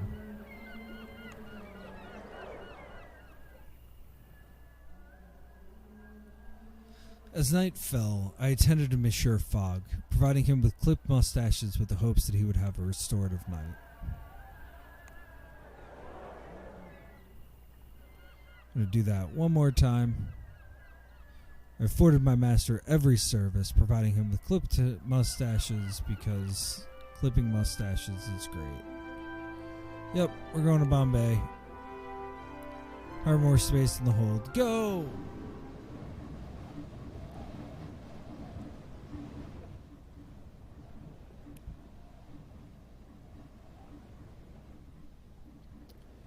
The Hedil was a steam yacht with barkentine sails and a compound steam engine, dwarfed by the ornate pleasure boats moored aside her. Most private yachts were owned by wealthy merchants and the aristocracy, who used them as glorified ballrooms, whereas the Hedil had worked as a whaler until recently, but she was currently loaded with Bahraini pearls and bound for the port of Bombay. Fog, just help him out. Please tell me I clicked the right thing. We departed. I scrambled aboard eagerly, entirely forgetting my duties. Quel horror! My master was most displeased, and I began our maritime voyage under, forgive me, my friends, a fog of disapproval.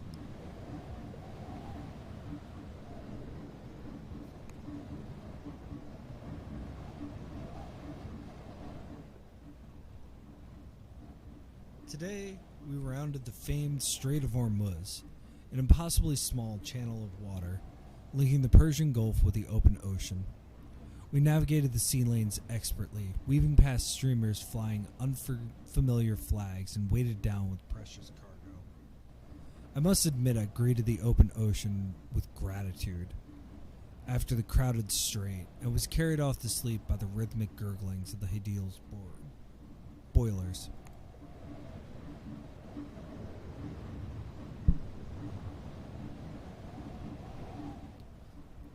We spotted a whale, though apparently it was not a whale at all, but a dreaded sea monster which had recently eaten an entire steamer bound from Malacca, Holden all. The crew was agitated and muttered amongst themselves. It was not their first sighting of this creature, which was impossibly fast and deadly. Ships had been going missing for years, and there was even some talk of an international expedition to hunt the creature. The crew of the Hedil, however, had no such dreams of glory. I watched for the monster's shadow for several hours, but to my misfortune, or perhaps my luck, we saw no farther sign of it.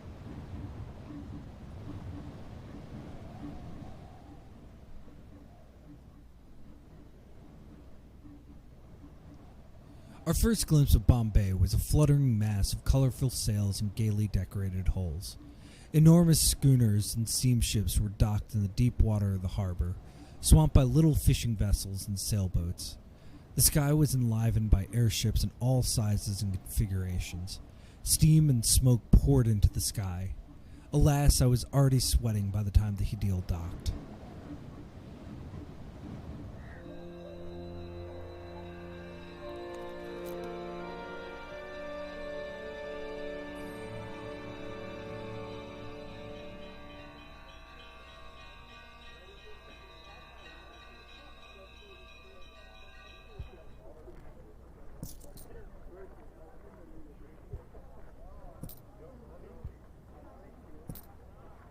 So I just bought everything. I'm not even sure if I'm going to go to Rangoon. I'm definitely not going north, that's for sure. Ooh, maybe I am. Monsieur Fogg cared not a straw for the wanderers of Bombay, but gave me a few hours' leisure as he settled to his luncheon. I ended up wheezing and puffing my way up Malabar Hill, the highest point in South Bombay. I paused at the top and looked out at the bay. British airships dominated the skyline, tethered loosely to the gunboats that patrolled the docks. Brightly painted merchant ships darted into the harbor, eager to unload their cargo before the light faded.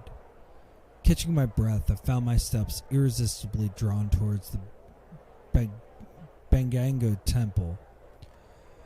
The temple tower was reflected serenely in the water of the reservoir, fed by an underground spring said to come from the Ganges. I entered the temple, fascinated by the relief carvings of gods and goddesses which covered the entire Gopuram. One of the priests spotted me and issued a great, pained cry of alarm. I let loose my own shout in response, an entirely instinctual reaction which seemed to baffle him somewhat. Alas, the priest's cry drew the attention of his fellows and other temple-goers, all of whom descended upon me in a pack. They took my shoes and hat and ejected me from the temple complex with rather zealous roughness. But my shoes, my hat! I remonstrated to the priest's angry backs. A woman in deep umber sari offered me a pristine white handkerchief. Non-Hindus are not allowed in the temple, she declared, especially with their shoes on. I did not realize, I explained, and she sniffed. What do you think you are, Gora? She demanded, her hand on her hip. This is not Paris, this is Bombay. Bother yourself to learn the difference. I handed her back her handkerchief with thanks, duly chastened. I resolved to be more mindful of local customs, for I chanced losing more than my shoes with my ignorance. I returned to my master barefoot and rather shamefaced. I hope that this will not happen again, said the master coldly. That was to be the last word on Bombay, gateway to the jewel in the crown of the British Empire. Except for, and what, pray, has happened to your shoes? Yeah, I'm going to go straight to Calcutta tomorrow at 9 a.m.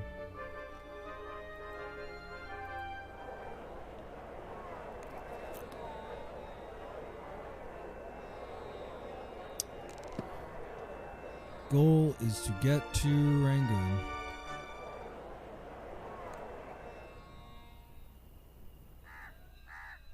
We made ourselves comfortable for the night, and I attended to Monsieur Fogg, ensuring that he was comfortable.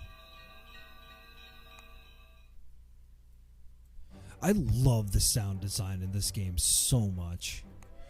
Like, just the little bits of, like, oh, you're in a city. Oh, you're on a train. Oh, you're in a city in India. Like, those little differences I just love. The clerk who took our money counted it out fastidiously and then recounted it before issuing us a ticket. A ticket to Calcutta, Sahib. 4 days, no faster in the world. And there are no issues, no delays? I inquired seriously. No impediments of any kind? Oh, no, Sahib, no, none at all. She gave me an edged smile. I should have known she was lying, but we boarded the train in a blissful ignorance of our fate.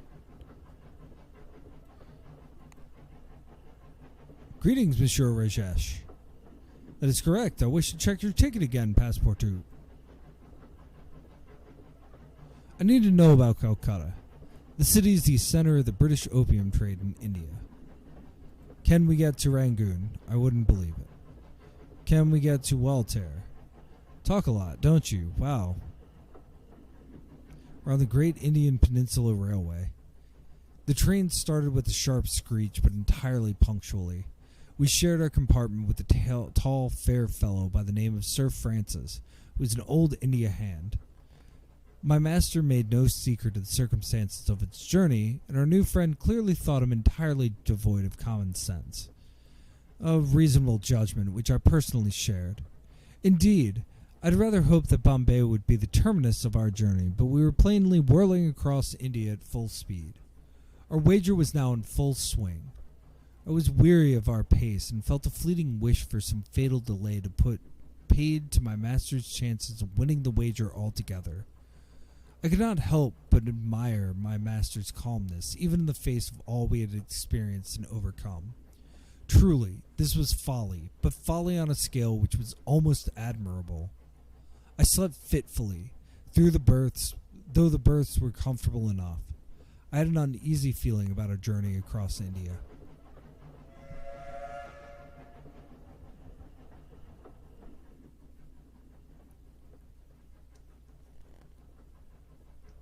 Today, Sir Francis told me of the regions we were passing through. Monsieur Fogg, who was not traveling, but merely describing a circumference, preferred to reread his edition of the Morning Post. I listened eagerly to his bloody stories of Aurangabad, capital of the Mughal Emperor Aurangzeb, and the rock-cut temples and ancient caves of Ellora, which had Buddhist and Jain inscriptions as well as Hindu. It sounds wondrous. Wondrous indeed, and dangerous. Sir Francis shot me a serious look. There are rumors of Kalibaks in the forest of Jharkhand. They are devotees of Kali, the red-tongued Hindu goddess of death. I've heard rumors that these devotees have been the cause of some recent disturbances. What kind of disturbances? Sir Francis sighed deeply. They've been murdering travelers, leaving their corpses on display as a grotesque warning to the British Raj. This is a recent development? Felt a certain trepidation about our route. The Kali Baks operate in the territory of the independent Maharaja of Gwalior, governed by one of his liege Rajas, who died last month. The Raja's death was the start of all the trouble. Sir Francis sighed volubly again, and we lapsed into comfortable silence for the rest of our journey that day.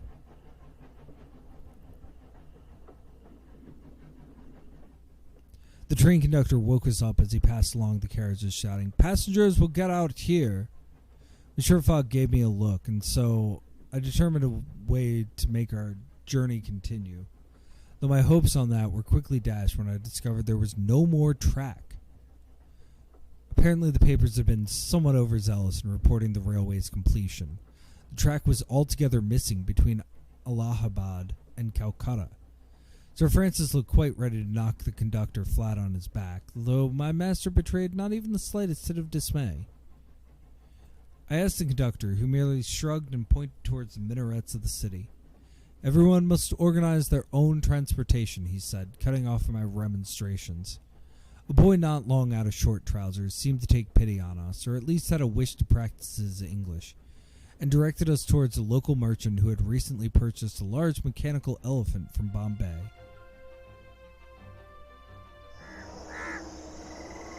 Depart. Embark. Whoa, $2,000. You know what's great? I have 5,000. It was easy to spot Chunny, the mechanical elephant, as she was easily the largest creature, no, indeed, structure, in Allahabad. Her owner's eyes lit up with avarice at our approach. "My friends, do not make me commit to paper the sum that Monsieur Fogg paid for that elephant." But I nearly expired several times over during our negotiation, and Monsieur Fogg advised me to splash some cool water on my face to revive myself. All three of us, myself, Monsieur Fogg, and Sir Francis, mounted into the iron carriage suspended within the cage of rotating gimbals which comprised her belly. The cage kept the carriage from pitching and rolling with Chunny's iron-footed gait, like a gyroscope one could perch within. The mahout scrambled up behind the pachyderm's padded neck, and we set off in a straight line towards Calcutta.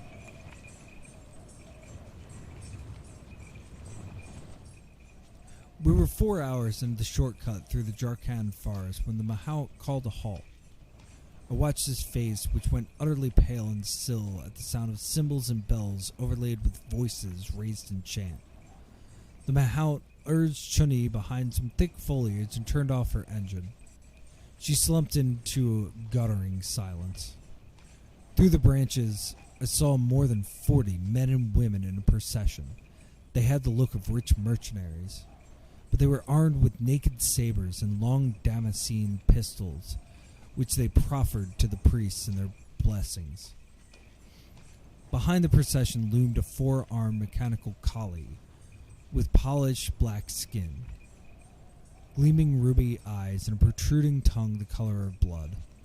She brandished wicked curving blades in three of her arms as she took each piston-driven step, and she clutched a young woman whose head, neck, shoulders, ears, arms, hands, and toes were loaded down with jewels and gems, and whose eyes were thickly cold. Sir Francis looked troubled. I'd heard rumors that the Kali cult sacrifices virgins. The mahout shook his head. She is no virgin. That is the widow of the Raja. She looked very small and frail in the iron arm of the mechanical goddess, but was quickly lost from view. The mahout had begun to start Chunny's engine when Monsieur Fogg said, "Suppose we save this woman." "How, exactly?" I demanded with some excitement.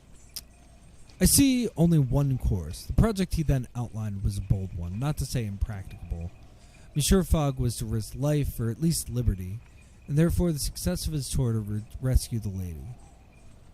I was ready for anything that might be proposed. As for my master, I perceived a heart, a soul, under his icy exterior for the first time.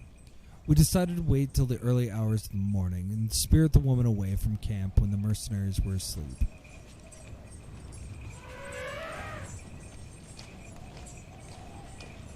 Greetings, Sir Francis, Calcutta.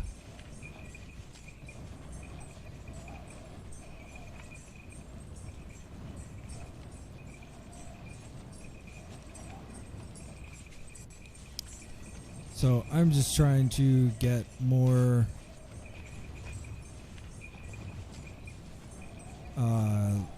paths and things like that.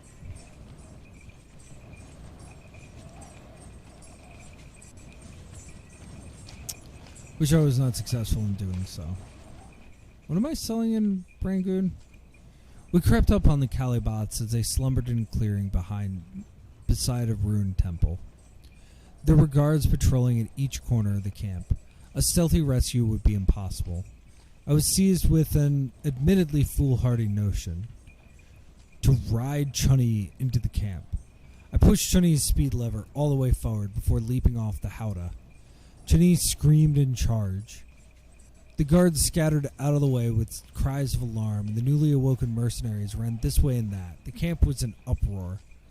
I stole into the camp with soft, careful steps, but could not help a triumphant grin as I passed by without attracting undue notice from the panicking mercenaries. I found the young prisoner huddled in sleep and reached out to her shoulder to wake her. My fingers barely brushed her tunic when I felt my legs swept out from under me. I tried to turn, but was nothing like fast enough. Quick as a panther, the two women leapt to her feet. The woman leapt to her feet and pressed the edge of a gleaming curved blade to my neck. Her lips were drawn into a grin more bloodthirsty than ladylike. "Good morning," she said in cultural English tones. "A pleasure to make your acquaintance." And so we came to be the prisoners of a Kali cult in the forest of Jakarnd. The woman, Eodad, turned out to be the leader rather than the prisoner of this band of mercenaries. They had risen up against the British after the death of Eodad's husband, the Rajah. Despite her fierce appearance, she left me my journal and pen. My documentary efforts seemed to fascinate her, and she demanded I read my recent entries until she came to this one, featuring herself. Her brow wrinkled. "We are not a Kali cult, monsieur. Erase that." "Then what are you?" Eoda gave me a sardonic look, which encompassed me and my journal. "What exactly are you?" "A servant." She tilted her head. "We all serve, though only some of us are lucky enough to choose our masters. Are you so lucky?"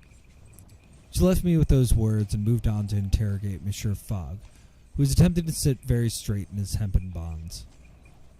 As night fell into the forest, I feared she might hurt him and could hardly sleep for the worry.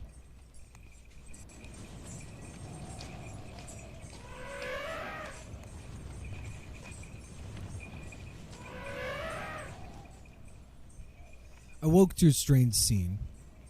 Era and Mr. Fogg were sitting at the feet of the mechanical goddess, sipping tea and conversing, inasmuch as my master conversed. I shared a look with one of the mercenaries. We gave each other the commiserating look of those in service to capricious masters, a bond which overrode our positions as captor and captee. Eodha laughed and placed a delicate hand on my master's elbow. "Mon Dieu, she was flirting." This was dangerous, as Monsieur Fogg was clearly taken in by her charms. He was too much a gentleman to see the danger posed by a woman. If only my master had been raised by someone like my own maman, he would not be so quick to dismiss the fairer sex. I began to complain loudly to draw their attention, but alas, they barely glanced over before resuming their deep conversation. We're going to lose another day to this.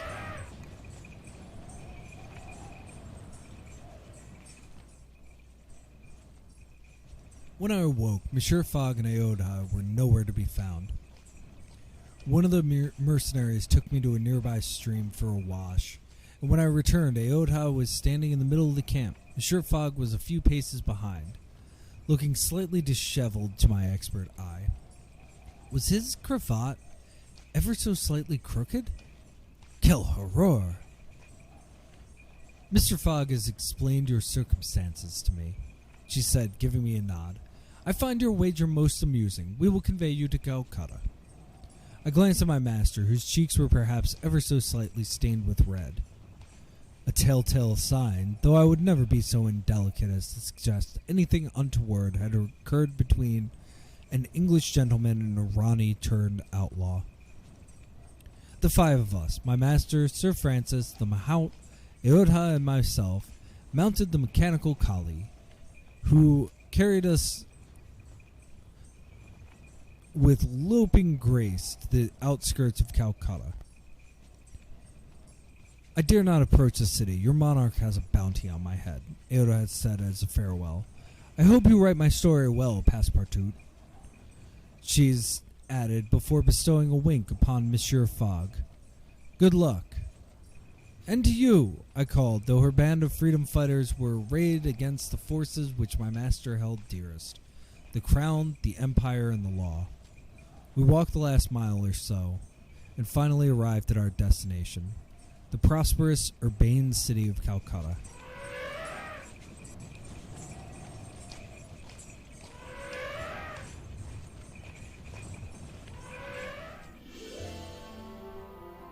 Yeah, let's sleep.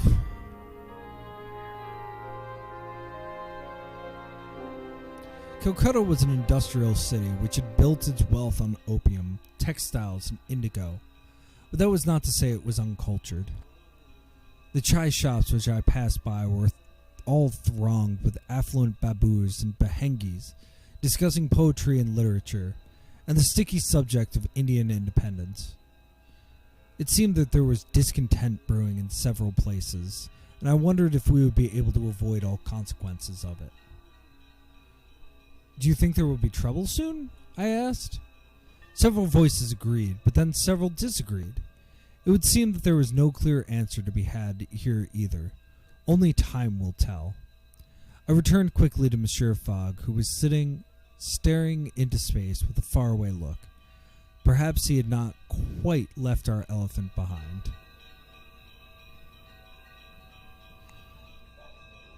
And I think I'm going to explore. We got Chittagong, not to Rangoon. It's Singapore to Hong Kong. Interesting. I browsed around, my ears open, investigating the various ways in which we might continue.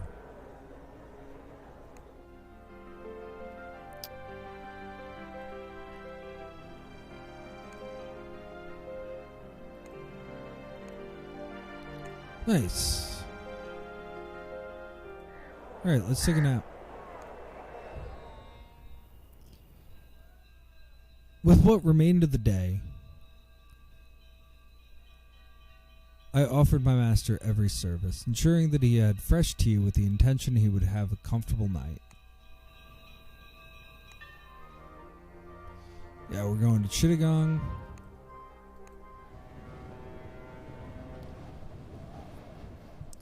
I would love to make it to Rangoon tonight before I close down for the night. We boarded the SS Thunder, the Apcar shipping line, on its way to Hong Kong via Singapore. But the smokestacks barely had time to steam off their morning dew before we were approaching Chittagong to pick up more laborers. We made a full stop. We disembarked, and we made our way into town.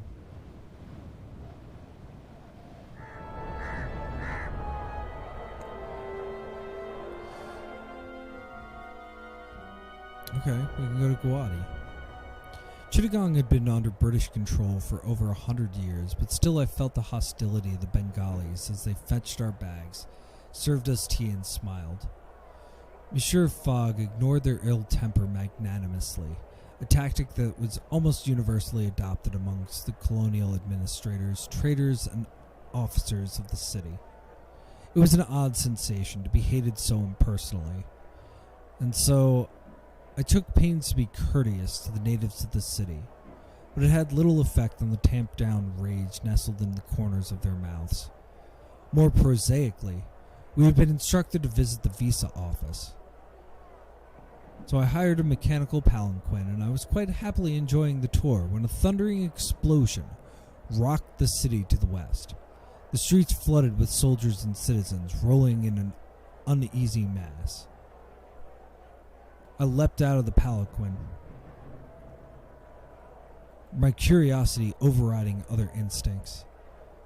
Everyone's eyes were fixed on the spiral of smoke rising above the police armory, on the roof of which a man in a pristine white kurta performed a crisp military salute and raised a green, white, and red flag, the flag of the Indian nationalists. The people around me began to scream their support, and hundreds of white leaflets fell from the sky. I seized a leaflet, conveniently printed in both English and Bengali. The revolutionaries declared themselves to be the Indian Republican Army and announced their intention to seize the police armory, but also disrupt the railway and telegraph office. The oil smoke in the air and continuous explosions indicated the success of their mission. It seemed the revolutionaries had effectively cut off Chittagong. We were trapped, and the city would, I fear, soon be ablaze.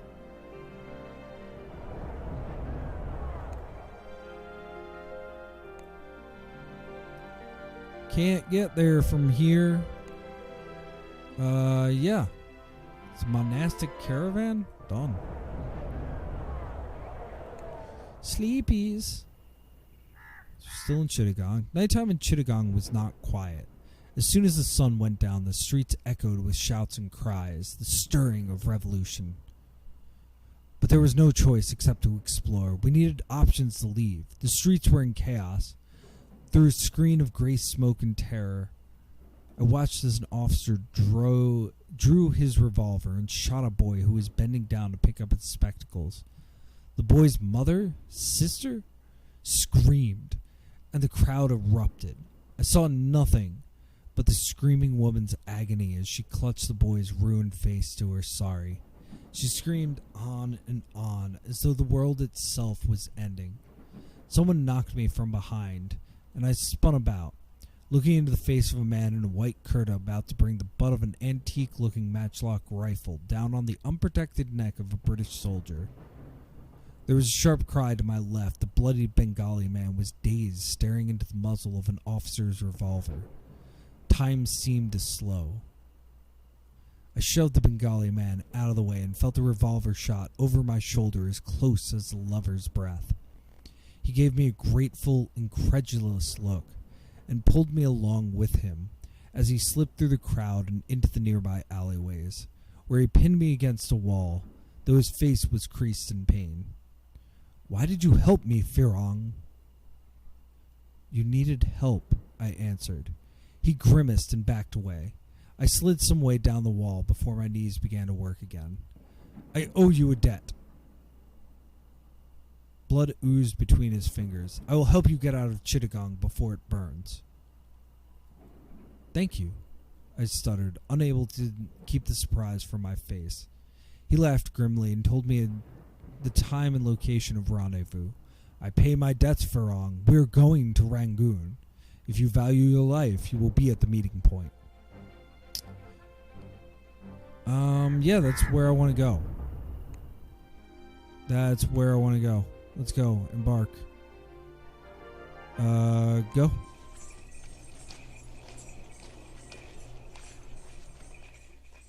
The Bengali revolutionary crossed his arms when he saw me and my master.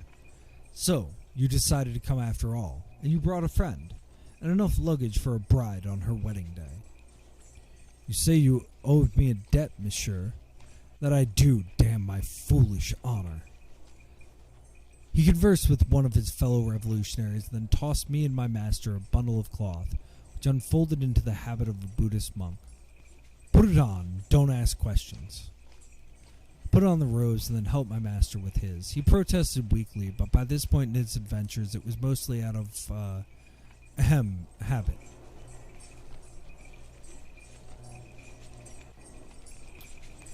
Where can I go from Rangoon? Greetings, Ganesh Makoti.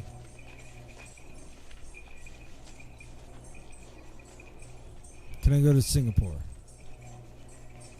Can I go to Madras? Do you want a cracker biscuit? Can I go to Port Moresby? What about Yadanaban? Yes, by road. What about Manila? What about Aden? Alright. So I can go north, which is not really the direction I want to go, but... As it turned out, the only travelers allowed through the British picket lines were monks on their way to the Burmese capital of Yadanaban for the 5th Buddhist Synod. The revolutionaries had liberated one of their Leogriff-drawn steam carriages as cover for their escape. A clever plan, I said admiringly. The governor dare not inflame tensions further by interfering with monks. The revolutionaries searched my face, attempting to ascertain my sincerity. Thank you, he said finally, turning his face away. We have been planning this uprising for many years. We followed the path to Yadanaban until we were out of sight of the soldiers, and then veered south towards Rangoon.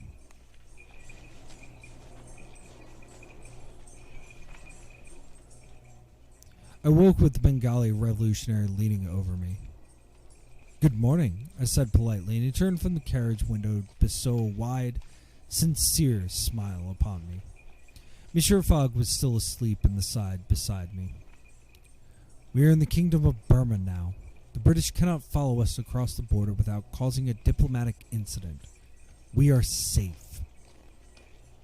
He leaned back and closed his eyes. My name is Ganesh. Did I ever properly thank you for saving my life? You helped. That is thanks enough. Well, I thank you, and I apologize for my earlier shortness. It is no picnic being part of a revolt. How did you become involved? Oh, it is a common story amongst the sons and daughters of the Bengali Badrulak. As you know, the upper castes that have profited from colonialism. Ganesh waved his hand. I went to university, read Marx, and realized that my comfortable life was built on the suffering of my fellows. I watched his face in the morning light, with his hairless cheeks and black curls. He indeed looked more like a university student than a revolutionary. Is independence so important? Can there be freedom without independence? He asked. This is my cause, my golden dream. I am willing to die for it. What are you willing to die for, my friend? Ganesh did not wait for my answer, but closed his eyes and pretended sleep, leaving me to my thoughts. I pondered his question through the day, but still had no answer by the time we arrived at the Burmese city of Rangoon. Market. Yes, $2,000.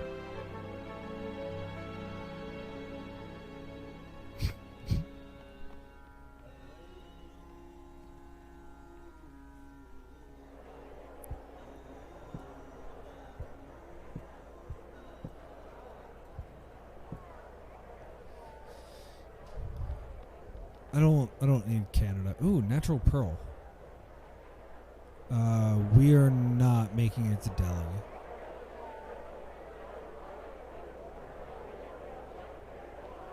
Unless we are.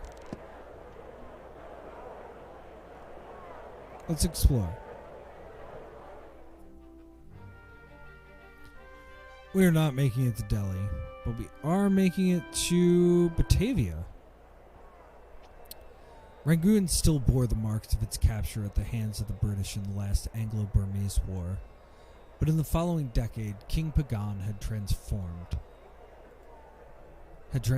from a bloodthirsty tyrant to a statesman capable of recapturing Rangoon, crushing a rebellion by his British sympathizing half-brother and winning the love of his people.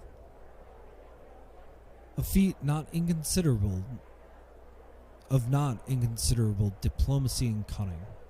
Her Majesty's government had been utterly flummoxed by her reversal of fortune in the region, and Burma had become something of a national shame in the London press. I had taken a mere 2 steps from the veranda of our lodgings when an enormous shadow darkened the street. There was a grinding shriek and a hot breath, and then I was seized in a great iron claw. I went limp. Wasn't that the correct response when faced by a raging automaton? Or perhaps I was thinking of a bear. The ground fell away in a dizzying rush. The automaton was not flying precisely, but rather leaping with a powerful bunching of hydraulics and gears. With 3 powerful jumps, the creature scaled the nearby temple and deposited me at the very top of the pagoda. I dared to look at my captor to only find myself similarly scrutinized by a pair of jewel-faceted predator's eyes. The automaton was an enormous gilded iron lion with a heartbreakingly human porcelain face and torso. Its mane was made of strands of uncut rubies, glimmering like blood in the river-washed sun. Of its teeth, the less said the better. Suffice to say, I was quite discomfited to be clinging to the very tip of the pagoda's tower, mere inches from its jaws. "I am Manusiha," it said in a grating rumble, "and you are in my city, Jean Passepartout." "You know my name?" I demanded, my distaste for my Christian name overriding my fear. I know every creature that comes here. I am the protector of this city. I know the whys and hows of every creature that passes through my domain. But your purpose is a mystery. "We're going around the world," I declared, but with far less than my usual gusto, aware as I was of the long drop which awaited me if I chose my words without care. "The world is a dangerous place," Manusiha said, grinding its iron teeth in a horrible smile, "and you Europeans only make it more so wherever you go." "You are a watchdog of the king?" I suggested, "like the Chinte who sits in front of the temple?" Manusiha shook his blank human face again from side to side in a clatter of rubies. "I am an imperial advisor to King Pagan, and no simple collection of gears and levers." I could scarcely believe Manusiha's calm philosophical discourse.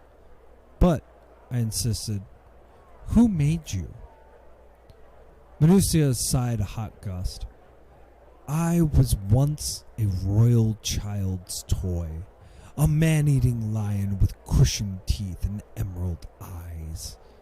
But there was some spark in my shard which allowed me to build, to create myself. I cannibalized the other toys in the imperial nursery. I bit and soldered and scratched myself into being." "You are your own creator," I breathed in horror. "Wonder? I do not rightly know. I have only just begun." Manusiha seemed to preen, every inch of feral lion wrapped around a combustion engine. "Enjoy my city, Jean Passepartout. But when you leave, you will go to Pangsao Pass." "But there is no route that way." "There will be." It seized me in its warm paw once more, and leapt to the street in one heart-stopping bound. By the time I had finished shaking, Manusiha was gone, his last ambiguous words echoing in my head. I wondered how much of the kingdom of Burma's Burma's recent change of fortune could be ascribed to the protector of Rangoon. I wondered whether the people of Burma would one day proclaim themselves the subjects of an automaton king. I wonder if he would truly be worse than a monarch of flesh and blood. I wondered many other things best left unvoiced.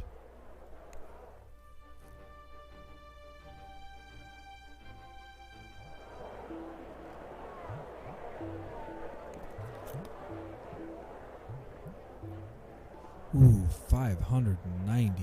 Yeah, I'm not going to Delhi.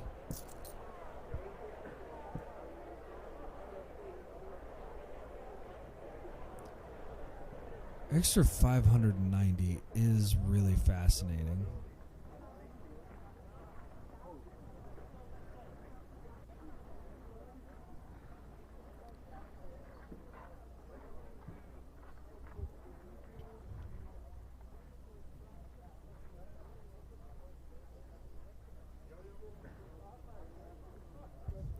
I do want a Buddha's tooth. I'm sorry.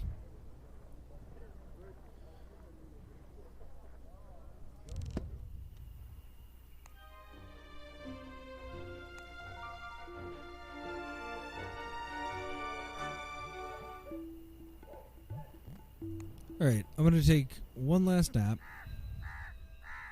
I went out to explore the streets of Rangoon during the cool evening, but I could not shake the strange prickling sensation of being watched. I thought I heard a low growl through the darkness and a faint glitter of intent eyes through the window, but I could not be sure. Let's go, let's go, let's go. Pang Sao Pass.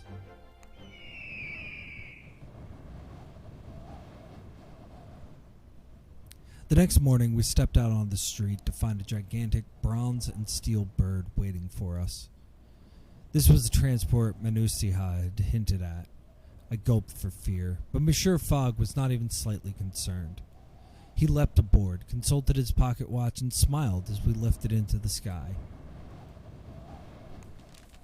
Mormon Desert Railways. Faster, cheaper, drier.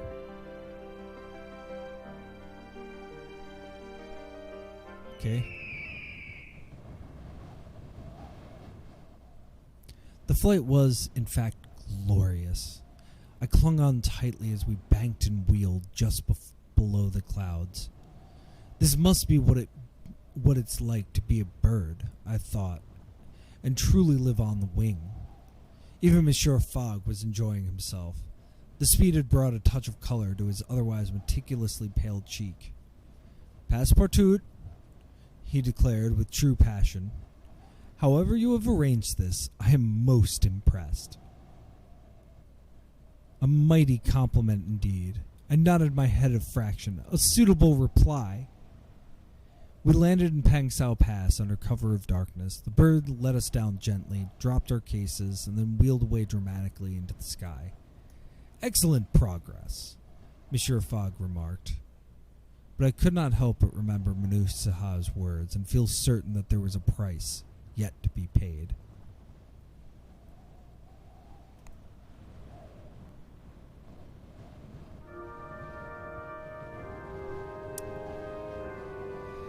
And I think on that note, I'm going to call it.